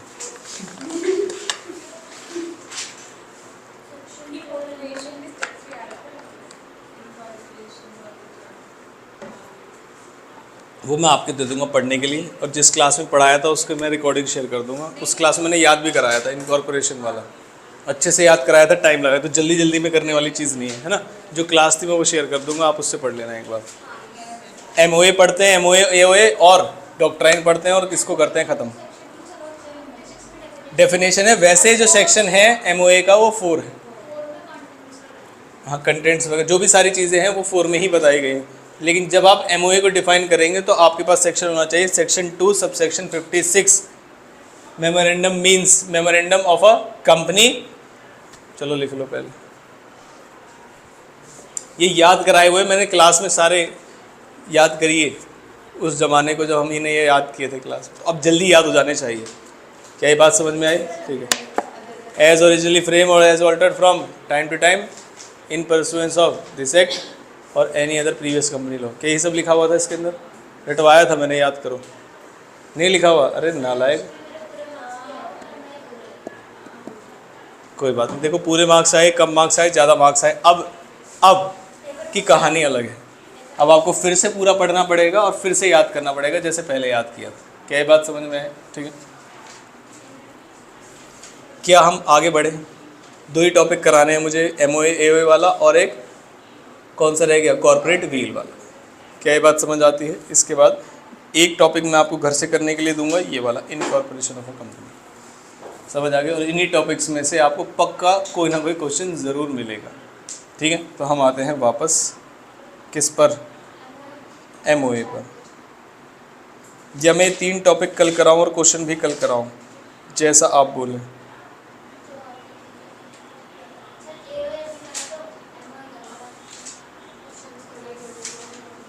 क्या बात कर रहे हो, अलग अलग थोड़ी कराए जाते हैं, सीता गीता है पूरे। कुछ नहीं है, अभी पढ़ेंगे सब। थके तो नहीं हो आप? ऊपर से तो नहीं जा रहा सर कि ये बताओ बस। हम 2 दिन भी लगा सकते हैं, हमारे पास इनफ समय है पूरे जीवन में। कल कर ले, क्योंकि आज जो टॉपिक्स है वो आपको लिख के भी देखने हैं सारे। ये चीज़ पता है या नहीं पता? पता है। एक बार आप चले जाओ, सर से पूछो, सर क्या हमारे अकाउंट से क्लास होगी या हम लॉ को कंटिन्यू करें? सर ने पूछा। मतलब अगर सर नहीं ले रहे होंगे क्लास तो हम पढ़ ही लेंगे फिर तो। हाँ जी,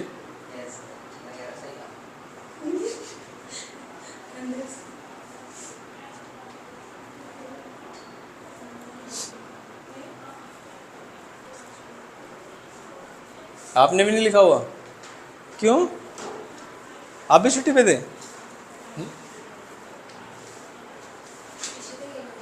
आपकी एक भी छुट्टी नहीं हुई है अभी तक? एक हुई थी, कब?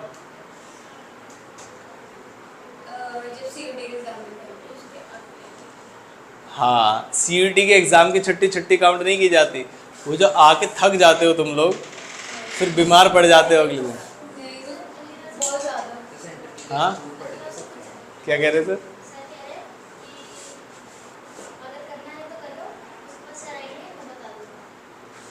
बोल देते ना सर नहीं भेजा है मुझे।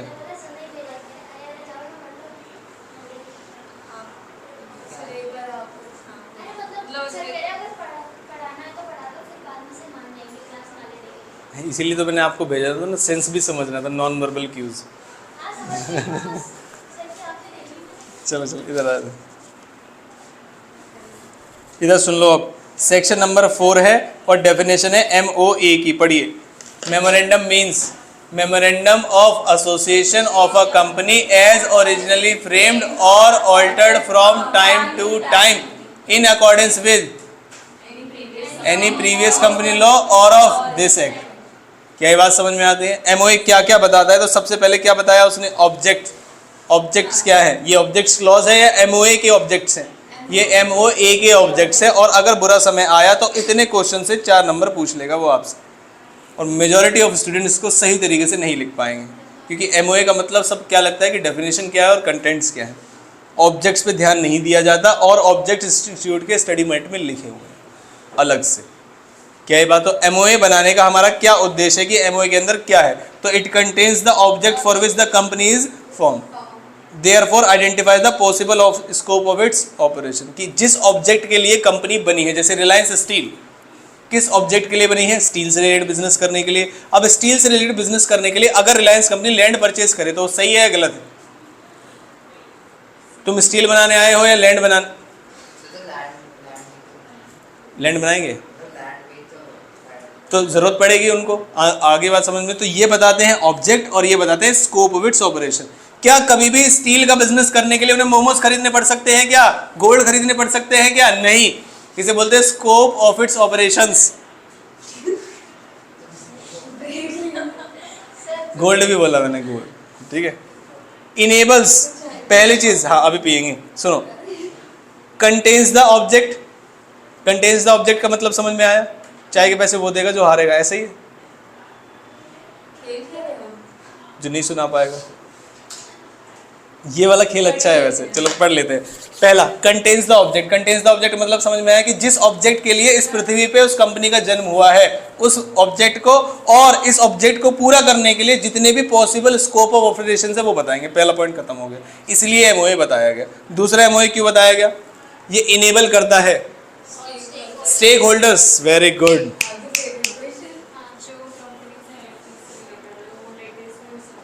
जितने भी व्यक्ति कंपनी से रिलेटेड हैं, चाहे वो क्रेडिटर्स या डेटर्स है, किसी भी तरीके से स्टेक रखते हैं कंपनी में, उसे क्या बोलते हैं? Stake holders.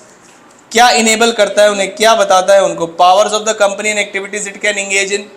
कि क्या पावर्स है और कब सगाई कर सकती है? क्या मतलब है इसका? बताओ बताओ बताओ। यहाँ पर एंगेज वर्ड का मतलब क्या है? सगाई है। तेरा मालूम कान पे ना लगे। सिनोनिम बताओ, अंग्रेज मत बनो। सिनोनिम बताओ, अंग्रेज हो ना तुम? हाँ, इंडल्ज, इन्वॉल्व, ये सारी चीजें इसमें तो।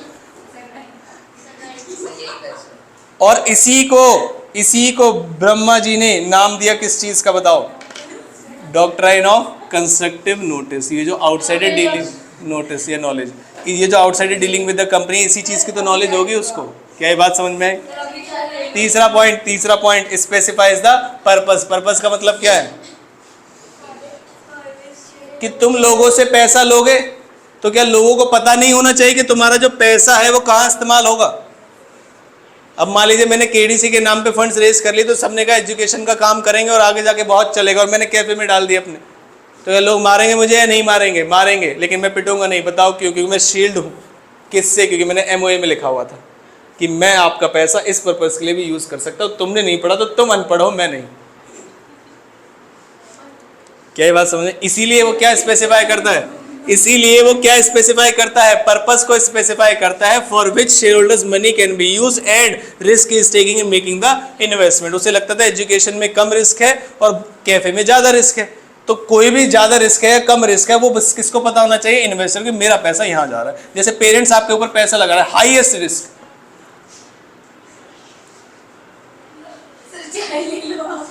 Highest possible risk. क्या ये बात समझ में? कुछ नहीं पता बच्चा किस दिन सोशल मीडिया पे क्या देख ले और किस दिन क्या बन जाए। आजकल सब चला ना, वो इन्फ्लुएंसर बन गए, वो ये करने लगे, कब कैमरा उठा के क्या काम कर ले कुछ नहीं पता आज के बच्चों को। हाँ, तो गाइस हमारे पास 3 पॉइंट्स हैं। एक तो इसके अंदर क्या बताएंगे हम? नहीं पढ़ा, नालायक, पिटोगे बाद। पहला क्या क्या कंटेन करता है? ऑब्जेक्ट क्या कंटेन करता है? ऑब्जेक्ट, ताकि हम स्पेसिफाई कर सके एरिया ऑफ ऑपरेशन कितना स्कोप जा सकता है। दूसरा, ये इनेबल करता है अपने स्टेक होल्डर्स को कि वो सारी नॉलेज रखे कि उनका पैसा यहाँ पर है या नहीं है। नहीं, ये कंस्ट्रक्टिव नॉलेज वाला और कंस्ट्रक्टिव नोटिस वाला पॉइंट है। तीसरे वाले केस में कि उन्हें बताएंगे कि उनका जो पर्पस है हमारा फंड्स रेज करने का, वो हम कहाँ इस्तेमाल करेंगे, ताकि तुम इससे पता लगा सको कि तुम कितना रिस्क ले रहे हैं। क्या ये बात समझ में आई? हालांकि अटपटे से पॉइंट है। आगे हैं आखिरी पॉइंट पे।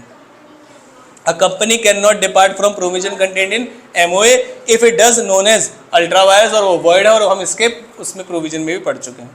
The company can not depart from the provision, पढ़ा था हमने, बहुत बढ़िया। फिर आते हैं कंटेंट्स पे। कंटेंट्स का मतलब क्या है? इसमें क्लॉजेस कितने, तो बताओ कितने क्लॉजेस हैं टोटल मिला के? 7।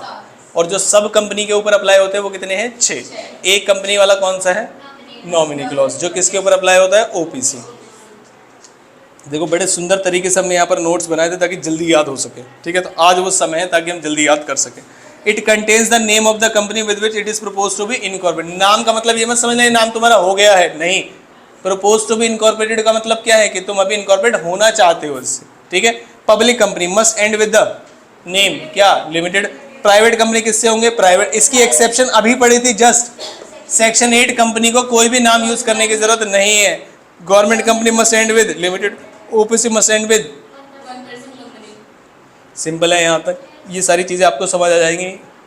पैराग्राफ में ये पॉइंट लिख दूंगा तो समझ में नहीं आएगा, तो तुम भी मत लिखा करो, नालायक। सेकंड पॉइंट कौन सा है? Registered office. ये क्लॉज 4 पेज का है इंटर में, कि रजिस्टर्ड ऑफिस क्या होता है, क्यों बनाया जाता है और इसकी ऑल्टरेशन पे क्या क्या होता है। बहुत बड़ा प्रोविजन है, लेकिन हमारे सिलेबस में नहीं। क्या बताना है कि कहाँ पर रजिस्टर्ड ऑफिस सिचुएटेड है, और इसका पर्पस ये था कि कहाँ पर कम्युनिकेशंस आपको भेजी जाएंगी और आप रिसीव करेंगे, ये वाले पॉइंट के लिए। थर्ड पॉइंट कौन सा है? ये हम ऑलरेडी पढ़ चुके। कैपिटल क्लॉज पढ़ना है तो company limited bye share, limited by guarantee, सब पढ़ चुके हम। तो वही बताना है कि अगर लिमिटेड बाय शेयर है तो कहाँ तक होता है? वो ये नहीं है, वो कौन सा वाला है? ये वाला, वो कैपिटल है जो हम पढ़ रहे थे, है ना। तो ये आ जाइए, लिमिटेड बाय शेयर्स कहाँ तक होता है? Up to unpaid amount. Limited by guarantee, limited by both, और unlimited company liability will be unlimited, however it will be only in case of winding. This will also भी in case of winding. फालतू में बढ़ाना होगा तो हम बता देंगे। ठीक है, अब आते हैं लिमिटेड लाइबिलिटी कंपनी का मतलब क्या है। कंपनी है, क्लॉज है। Members of the company enjoy limited. Enjoy का मतलब क्या है यहाँ पर? Personal assets will not be involve in the payment of firm's debt. ठीक है, आगे।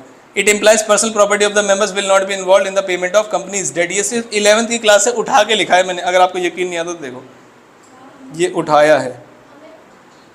ठीक है, ये मैंने लिखा नहीं है, मतलब मैंने लिखा है 11th की क्लास में, लेकिन अलग से कुछ नहीं है इसके लिए। क्या बात समझ में आई? आगे द लिमिटेड। अब आते हैं कैपिटल क्लॉज। कैपिटल क्लॉज क्या बताता है कि आपकी कंपनी के अंदर कैपिटल कौन सा है? ऑथराइज। अब मुझे सीक्वेंस से बताना, आप सबसे पहले होती है ऑथराइज, उसके बाद एक सेकेंड, उसके बाद कॉल्ड अप या पेड अप, इशूड, उसके बाद सब्सक्राइब, आगे सब्सक्राइब बट कॉल्ड अप, उसके बाद पेड अप नहीं होती क्या? कंपनी ने कॉल कर ली, कॉल्ड अप के बाद क्या आएगी? Paid up. और इतने सारे प्रोविजंस बने हो, किसके ऊपर बने हैं? पेड अप के ऊपर। तो मेरा एक सवाल है आपसे, जरा ध्यान से सुनना है, ये सब 11th 12th से रिलेटेड है। सुनो, मेरी कंपनी की ऑथराइज कैपिटल है 50 करोड़, ठीक है, या 50 लाख है अभी सोचो, और मुझे 4 करोड़ रुपए अचानक से रेज करने, तो पहले मुझे ऑथराइज कैपिटल को अमेंड करना पड़ेगा, उसे 4 करोड़ तक ले जाना पड़ेगा, फिर जाके मैं 4 करोड़ तक रेज कर सकता। तो क्यों ना मैं पहले से ही लिख दूँ 4 लाख करोड़ रुपए ऑथराइज में, कि मुझे कभी चेंज ही नहीं करना पड़ेगा। मैं बात सही कह रहा हूँ या नहीं? अरे नालायक, बताइए, मैं बात सही कह रहा हूँ या नहीं? नहीं, आप बताइए। मैंने कहा अभी मैं लिखूँ 50 लाख ऑथराइज कैपिटल, फिर कल को मुझे 1 करोड़ चाहिए तो मुझे अमेंड करना पड़ेगा, फिर 1 करोड़ लिखना पड़ेगा, फिर कल को 2 करोड़ चाहिए तो कल को 2। क्यों ना मैं एक बड़ा सा फिगर लिख दूँ पहले? नहीं, क्यों? बार बार अमेंड तो करना नहीं पड़ेगा ना, कम से कम।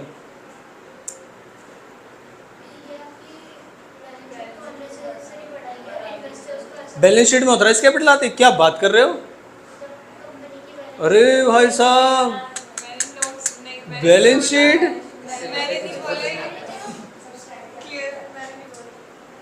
बैलेंस शीट में नहीं आता। वो वाला बैलेंस शीट नहीं बोला था। Notes to accounts, notes to accounts हमारे बैलेंस शीट में नहीं दिखाई देते, वो तो नीचे ऐसे लिखा होता है, उसका कभी चेंज नहीं करते। ऑथराइज में तो खाली लिखते हो ना, उसमें क्या करते हो? तो क्यों ना एक बड़ी सी अमाउंट लिख दी जाए, बताओ कि आप मेरा इस बात में साथ देंगे? नहीं। क्यों? क्योंकि आपको ये गलत लग रहा है और ये गलत है। ऑथराइज कैपिटल के ऊपर बेस्ड होती है रजिस्ट्रेशन फीस। तो तुम लिखो 5 लाख करोड़ रुपए, भरो जरा 10%। और अगर आप गलत लिख रहे हो तो आप जो आपके शेयर होल्डर्स है उसको गलत पिक्चर डिपिक्ट कर रहे हो कि आप ऐसी कंपनी है जो इतना ऑथराइज कर सकते हैं, इसलिए नहीं रख सकते, ये कारण है। ठीक है, तो पता होना चाहिए सारी चीज़ें। ये कभी ना कभी ये शब्द हमसे कहीं ना कहीं लाइफ में पूछे गए थे, जो भी चीज़ें मैं आपसे डिस्कस करता। अब चाहे वो आपके इंटरव्यू के समय पूछ लिए जाए या इन जनरल आपका कोई पड़ोसी जो पढ़ रहा हो या बढ़ेगा कुछ भी पूछ लिया जाए, तो इसे पर्सनली ना लेके पर्सनली लें कि हाँ आपसे भी पूछा जा सकता है। एक पर्सनली अगेंस्ट वाला और एक पर्सनली आपके बेनिफिट के लिए। क्या ये बात समझ में आई या नहीं? इधर स्टेट्स द अमाउंट ऑफ क्या authorise capital divided into shares of fix amount and number of share. ऐसे होता है ना, number of share multiplied by face value वगैरह। Number of share of the subscriber to MOA agree to take return opposite to their names. ही बताया था मैंने आपको, अगर प्राइवेट कंपनी होगी तो कितने होंगे? 2, पब्लिक कंपनी होगी तो कम से कम कितने होंगे? 7। तो उन लोगों ने कितने शेयर्स लिए वो लिखो यहाँ पर और उनके सामने उनका नाम लिखो, क्योंकि मिनिमम 1 लेना था, ज्यादा भी तो ले सकते थे वो लोग। और which shall not be less than 1। Companies not having share capital don't have this clause. कोई जो गारंटी कंपनी होती है, अगर उनके पास शेयर कैपिटल नहीं है तो उसकी जरूरत नहीं है। फिर 4th आया, क्या ये इंपॉर्टेंट है? इसमें टाइम लिमिट भी लिखवाई थी मैंने आपको, पढ़ी है 6 महीने वाले। क्या कहता है आपका ऑब्जेक्ट क्लॉज?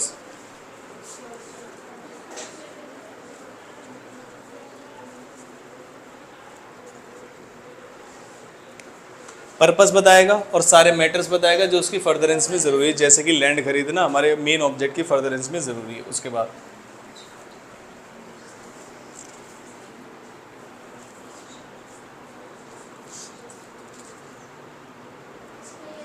जैसे आपने किसी पर्पस के लिए वो बनाई है कंपनी कंपनी, और आपका वो पर्पस हो गया, उसके बाद आपने कोई और पर्पस लिया और वो आपके नाम में रिफ्लेक्ट नहीं हो रही है, 6 मंथ आपको उसे चेंज करना पड़ेगा और उसका नोटिस देना पड़ेगा किसको? आरओसी को। हालांकि ये लिखा नहीं गया है यहाँ पर, along with complying other provision of the change of name. क्या ये बात समझ में आई? ठीक है, ये ऑब्जेक्ट क्लॉज है। फिर आए 5th क्लॉज, ये हमने पढ़ लिया। 6 कौन सा है? एसोसिएशन। ये वही सब्सक्राइबर्स टू द एमओए हैं, बस उन्हीं के सामने लिखना पड़ेगा कितने लोग हैं, क्या डिटेल है उनके, कितने शेयर लिए हुए हैं। लास्ट किसके केस में एप्लीकेबल है? नॉमिनी क्लॉज, जो किसके केस में applicable? OPC. It shall state the name of person who shell become the member of the company in the event of that और द सब्सक्राइबर। अब आ गया डिफरेंस में, ये आ गया आर्टिकल्स का। इसकी भी डेफिनेशन वही है, पढ़िए फटाफट से। Articles of association means AOA of the company as originally framed or altered from time to time in pursuance of this act or any other previous company law, या फिर और any other previous company law or of this act। कैसे भी लिख सकते हैं आप इसको। क्या बात सर? सेक्शन लिख लीजिए। इसका सेक्शन है 5 AOA का और डेफिनेशन है सेक्शन 2 सबसेक्शन किसमें? 5 में।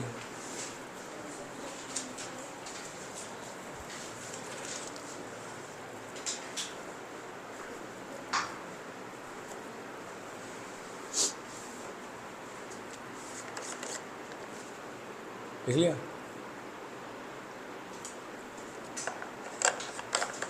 आज कितने हो गए? 7 सेक्शन हुए या नहीं हुए, या 8 हो गए? 10th इतने सेक्शन आप याद कर सकते हैं, ठीक है, कोई दिक्कत नहीं। और इतने करने पड़ेंगे कम से कम।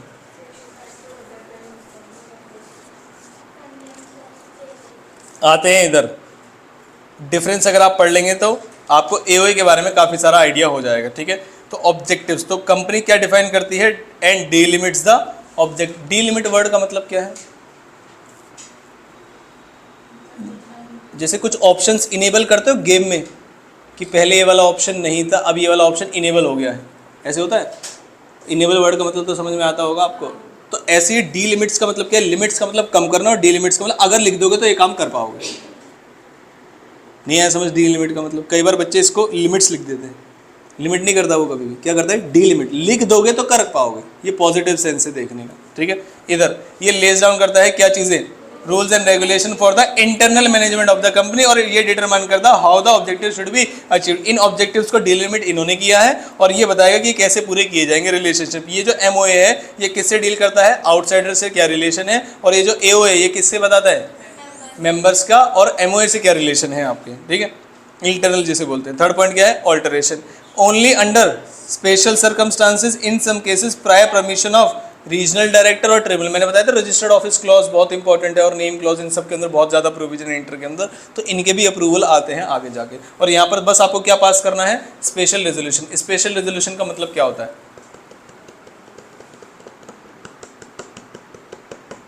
जल्दी बताइए। होता है ऑर्डिनरी और मोर देन 75%। तो 75% क्या होता है, 3/4 या 2/3? 3/4, 2/3 मत लिख देना गलती से, ठीक है। आगे ultra vires, acts beyond MOA are ultra vires and void and can not be ratified even with unanimous consent of all members. Act ultra vires the AOA can be ratified by passing special resolution only provided they do not ultra vires the MOA। Simple है यहाँ तक, ये बिल्कुल directors वाले context में बता सकते हैं आप इसको, ठीक है। फिर फीचर्स वगैरह तो ये तो आप पता ही होगा, आपको फीचर्स तो पता ही है इसके। हम आगे आज के आखिरी टॉपिक पे, वो क्या है, कॉर्पोरेट व्हील। ये है कंपनी लॉ का अभी तक का आखिरी टॉपिक जो हम आज पढ़ रहे होंगे, ठीक है। क्या करती है बताना जरा कॉर्पोरेट व्हील।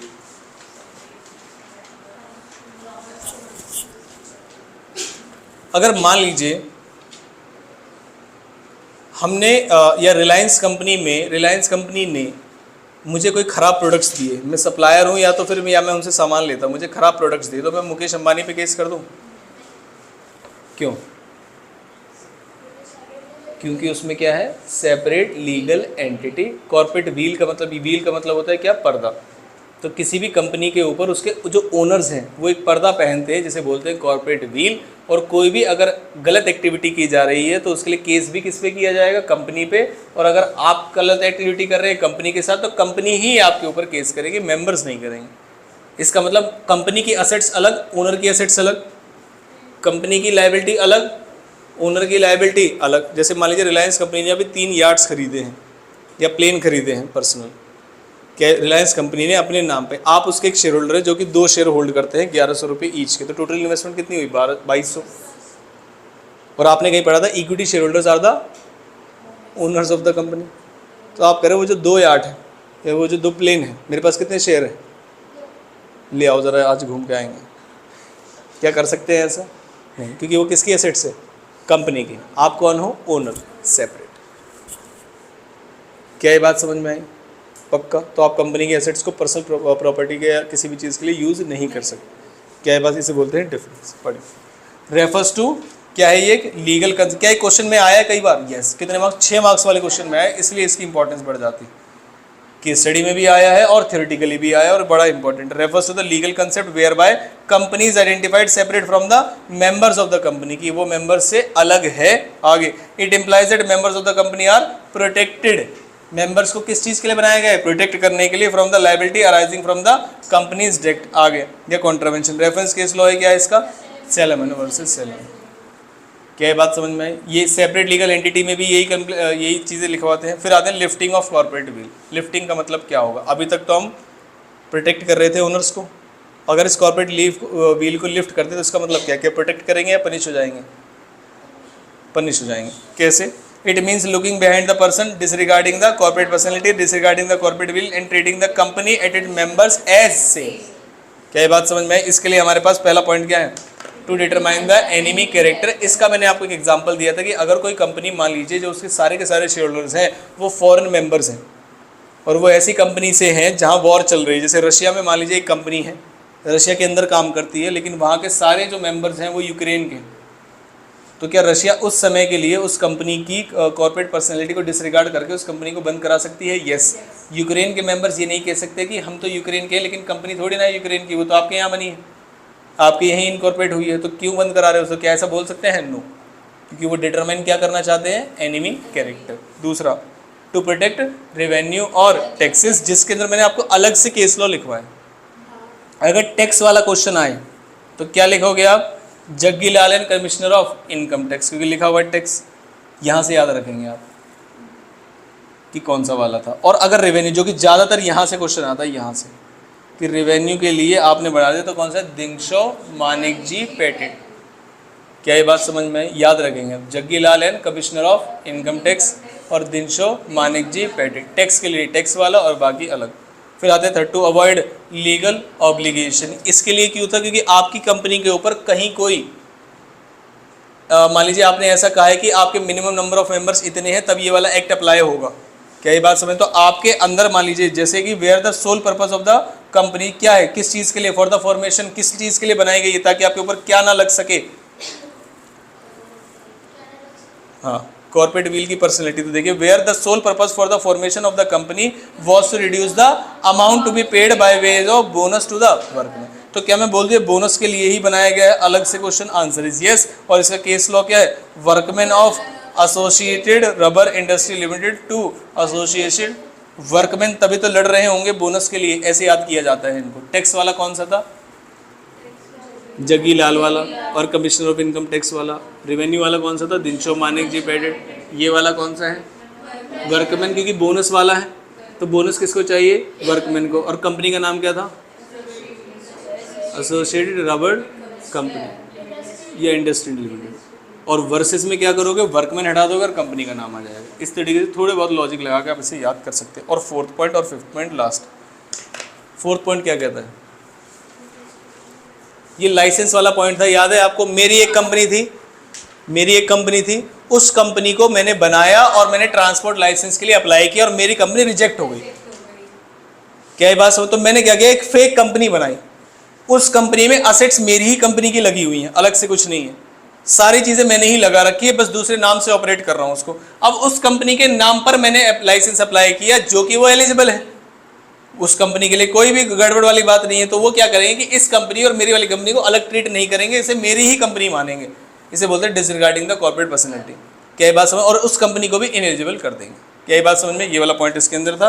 और फिर से आसान केस लो, merchandise transport limited versus British transport commission.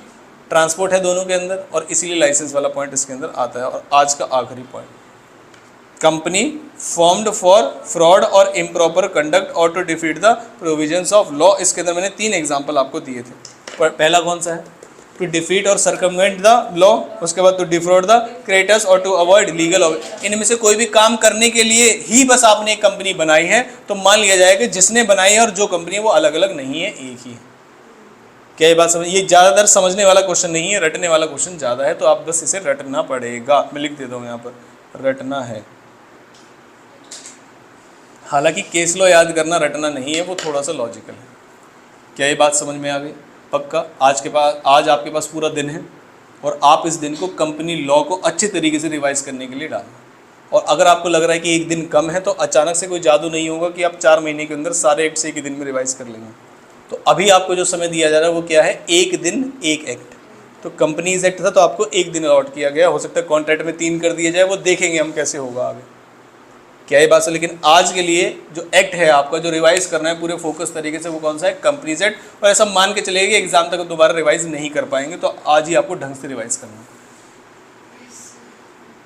क्या ये बात समझ में आ गई? पूरी ईमानदारी के साथ कंपनी लॉ को, जो आप पहले भी अगर कल रिवाइज करके आओगे तो और ईजी पड़ जाएगा, नहीं करके आए हो तो गड़बड़ हो जाएगी। क्या ये बात समझ में आए? तो आपको लिख के भी देखने हैं सारे पॉइंट्स, वो आपको पता है कौन सा लिख के देखने, मैंने इंपॉर्टेंट सेक्शंस आपको लिखवा दिए। क्या ये बात समझ में? इसमें डिफरेंस मैंने नहीं समझाया अभी, difference between private company public company, हालांकि वो पूछा नहीं जाता, फिर भी आप एक बार पढ़ लेंगे, स्टडी मैट से पढ़ लेंगे डिफरेंस वाले पॉइंट। ठीक है, तो आपके 2 होमवर्क लिख लीजिए, इनकॉर्पोरेशन और डिफरेंस लिख लीजिए, अभी घर जाके भूल जाओगे। इनकॉर्पोरेशन एंड इट्स डॉक्यूमेंट्स,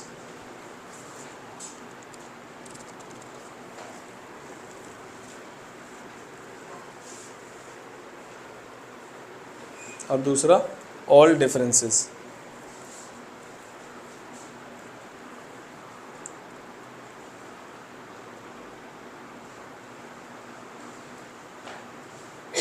निकलिए, अच्छे तरीके से याद करके आइए। अगर आपको रिवीजन के दौरान कोई टॉपिक ऐसा लग रहा है कि सर ये वाला टॉपिक याद नहीं हो रहा है, तो वो आप मुझे बताएंगे तो मैं क्लास में ही याद करा दूंगा। कोई भी ऐसा टॉपिक नहीं है जो याद नहीं किया जा सकता। क्या ये बात समझ में? बस आपको बताना है कि ये वाला टॉपिक, क्या ये बात समझ में? तो ये ना बताएगा सर कंपनी लॉ, टॉपिक बता सर, टॉपिक समझ आता है आपको?